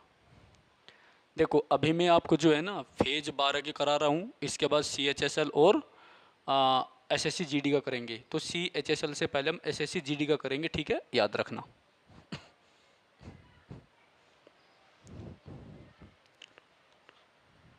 भारतीय संविधान के किस अनुच्छेद में उल्लेख है कि भारत का एक सर्वोच्च न्यायालय होगा? अनुच्छेद 124 में। किस में बेटा? अनुच्छेद 124 में। ठीक है, ये मैंने आपको कराई दिया। राष्ट्रपति पुनः निर्वाचन के लिए पात्र होगा? अनुच्छेद 57। और सुप्रीम कोर्ट अनुच्छेद 124 में है। ठीक है, कौन सा अनुच्छेद राज्य के नीति निर्देशक तत्वों से संबंधित है? 36 से 51। 36 से 51। ठीक है, भारतीय संविधान के कौन से अनुच्छेद भारत के नियंत्रक और महालेखा परीक्षक से संबंधित है? 148 से 151। 148 से 151। 50, भारतीय संविधान में किस कर्तव्य को 11वें मौलिक कर्तव्य के रूप में जोड़ा गया था? 6 से 14 वर्ष की आयु के बच्चों को शिक्षा का अवसर प्रदान करना। ये मैंने आपको बताया था ना, आर्टिकल 21 क्लोज ए में, ठीक है, याद रखना। और 86वां जो संविधान संशोधन हुआ था वो 2002 में हुआ था, याद रखना, ठीक है। 51वां, निम्नलिखित में से क्या राज्य के नीति निर्देशक सिद्धांत के अंतर्गत नहीं आता है, ठीक है, क्या नहीं आता है।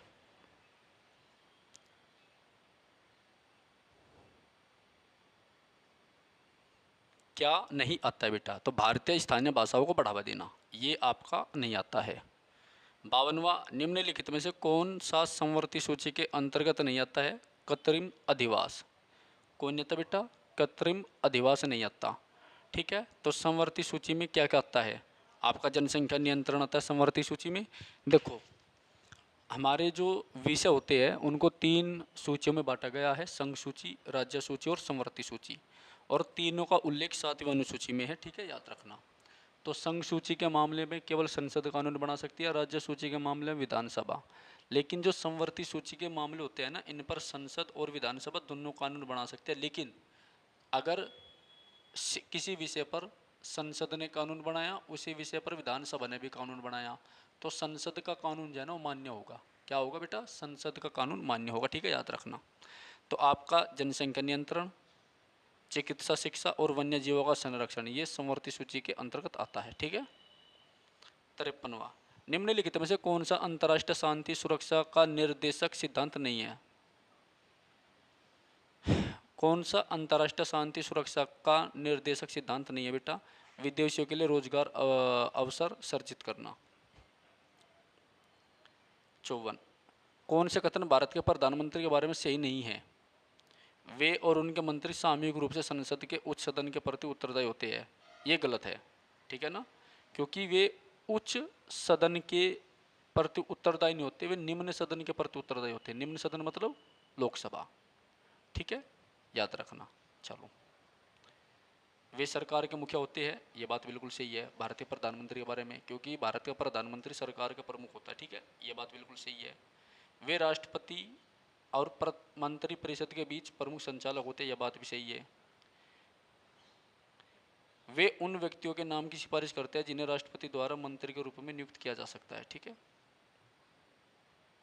55वां है, निम्नलिखित में से कौन सा विकल्प गलत है, विधानसभा का सदस्य बनने के लिए एक व्यक्ति को चाहिए 21 वर्ष की आयु प्राप्त कर चुके हो, ठीक है, 21 वर्ष की आयु प्राप्त कर चुके हो। निम्नलिखित में से कौन सा विकल्प गलत है, विधानसभा का सदस्य बनने के लिए एक व्यक्ति को क्या चाहिए, वो 21 वर्ष की आयु प्राप्त कर चुका हो, ठीक है, याद रखना।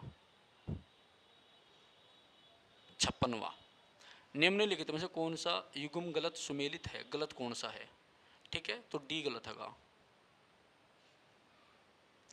कृषि और पशुपालन को आधुनिक वैज्ञानिक तरीके से व्यवस्थित करना अनुच्छेद 45 में है, ये गलत है भाई, तो ये सही है। न्यायपालिका से कार्यपालिका पृथक्करण अनुच्छेद 50 सही है बिल्कुल। ग्राम पंचायतों का संगठन अनुच्छेद 40 ये भी सही है। समान अवसर के आधार पर न्याय को बढ़ावा देना और गरीबों को मुफ्त कानूनी सलाह देना अनुच्छेद 39A ये भी सही है, तो ये गलत है, ठीक है। अनुच्छेद 45 जो है ना शिक्षा से संबंधित है, याद रखियो। 57, निम्नलिखित में से कौन सा कथन भारत के मान्यवादी के बारे में सही नहीं है, भारत के प्रधानमंत्री द्वारा उनकी नियुक्ति की जाती है, ये गलत है, क्योंकि उनकी नियुक्ति जो है प्रधानमंत्री नहीं राष्ट्रपति द्वारा की जाती है, पी फॉर प्रेसिडेंट द्वारा की जाती है, ठीक है। तो सर्वोच्च न्यायालय के न्यायाधीश के रूप में नियुक्त होने के योग्य व्यक्ति को भारत का मान्यवादी बनाया जाता है, ये बिल्कुल सही है।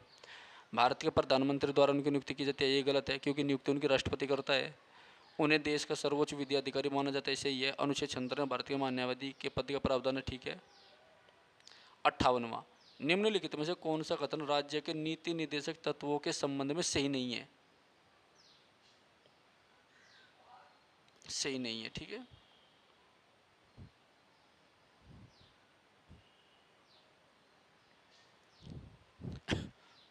एक बार सभी भाई जो है क्लास को लाइक कर दो बेटा, चैनल को सब्सक्राइब कर दो। ये सिद्धांत न्याय संगत है, ये सिद्धांत क्या है बेटा, न्याय संगत है, ठीक है। चलिए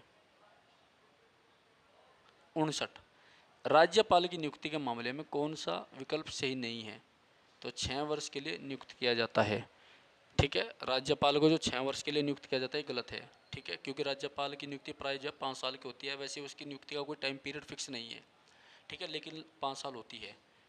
वे अपने कार्यकाल के दौरान लाभ का कोई पद धारण नहीं कर सकते। सही है। भारत का नागरिक को कम से कम 35 वर्ष की आयु होनी चाहिए। सही बात है। यानी जो योग्यता आपके राष्ट्रपति की होती है, ज़्यादातर योग्यता वही होती है इनकी भी। अगला क्वेश्चन है बेटा 60। किसने भारतीय संविधान की उद्देशिका को हमारे संविधान की राजनीतिक कुंडली कहा बेटा? डॉक्टर के एम मुंशी ने। तो उद्देशिका को हमारी राजनीतिक कुंडली कहा किसने? डॉक्टर के एम मुंशी ने। ठीक है, याद रखना। चलो उसके बाद राज्य विधानमंडल में पीठासीन अधिकारी का चुनाव कौन करता है बेटा? विधानसभा के सदस्य। कौन करता है बेटा? विधानसभा के सदस्य। समय समय पर संसद या राज्य विधानमंडल के किसी भी सदन का सत्रावसान करने की शक्ति किसके पास है बेटा? राज्यपाल के। किसके पास है? राज्यपाल के। किसके पास है? राज्यपाल के। 63। सरकार की धुरी किसे माना जाता है बेटा? प्रधानमंत्री को। सरकार की धुरी किसे माना जाता है? प्रधानमंत्री को। ठीक है। कौन किसी एक राज्य में सबसे लंबे समय तक मुख्यमंत्री पद पर रहा था? पवन कुमार चामलिंग। इंपॉर्टेंट है। तो पवन कुमार चामलिंग जो है सबसे लंबे समय तक मुख्यमंत्री रहे, पवन कुमार चामलिंग। ठीक है। गणतंत्र दिवस पर राजपथ पर झंडा कौन फहराता है? भारत के राष्ट्रपति। ठीक है बेटा। तो देखो आज की इस क्लास में हमने 65 क्वेश्चन करे। ओवरऑल इस क्लास में आपकी ऑल पॉलिटी कंप्लीट जो है ना मैंने रिवाइज कराई आपको। ठीक है। सारे क्वेश्चन आपके फेज 12 2024 में पूछे गए हैं। काफ़ी इंपॉर्टेंट है। जो एमटीएस का पेपर देंगे, एसएससी जीडी का, स्टेनो का या अपकमिंग एग्जाम आप देंगे तो इसको जरूर रिवाइज करें बेटा। इसमें से बहुत सारे क्वेश्चन आपको मिल जाएंगे। ठीक है। जो भाई बहन क्लास चैनल पर नए आए हैं, पहली बार क्लास देख रहे हो, चैनल को सब्सक्राइब जरूर करें और वीडियो को लाइक भी करें, क्योंकि इसके बाद में मैं आपको जो है एसएससी जीडी के कराऊंगा। जो पिछले साल पेपर हुआ था 2023 वाला, बिल्कुल एक्यूरेट। ठीक है। जिसका रिजल्ट हाल फिलहाल में अभी आया है। ओके। और उसके बाद में CHSL की हम सीरीज को करेंगे कंप्लीट बेटा। ठीक है। चलिए तो धन्यवाद।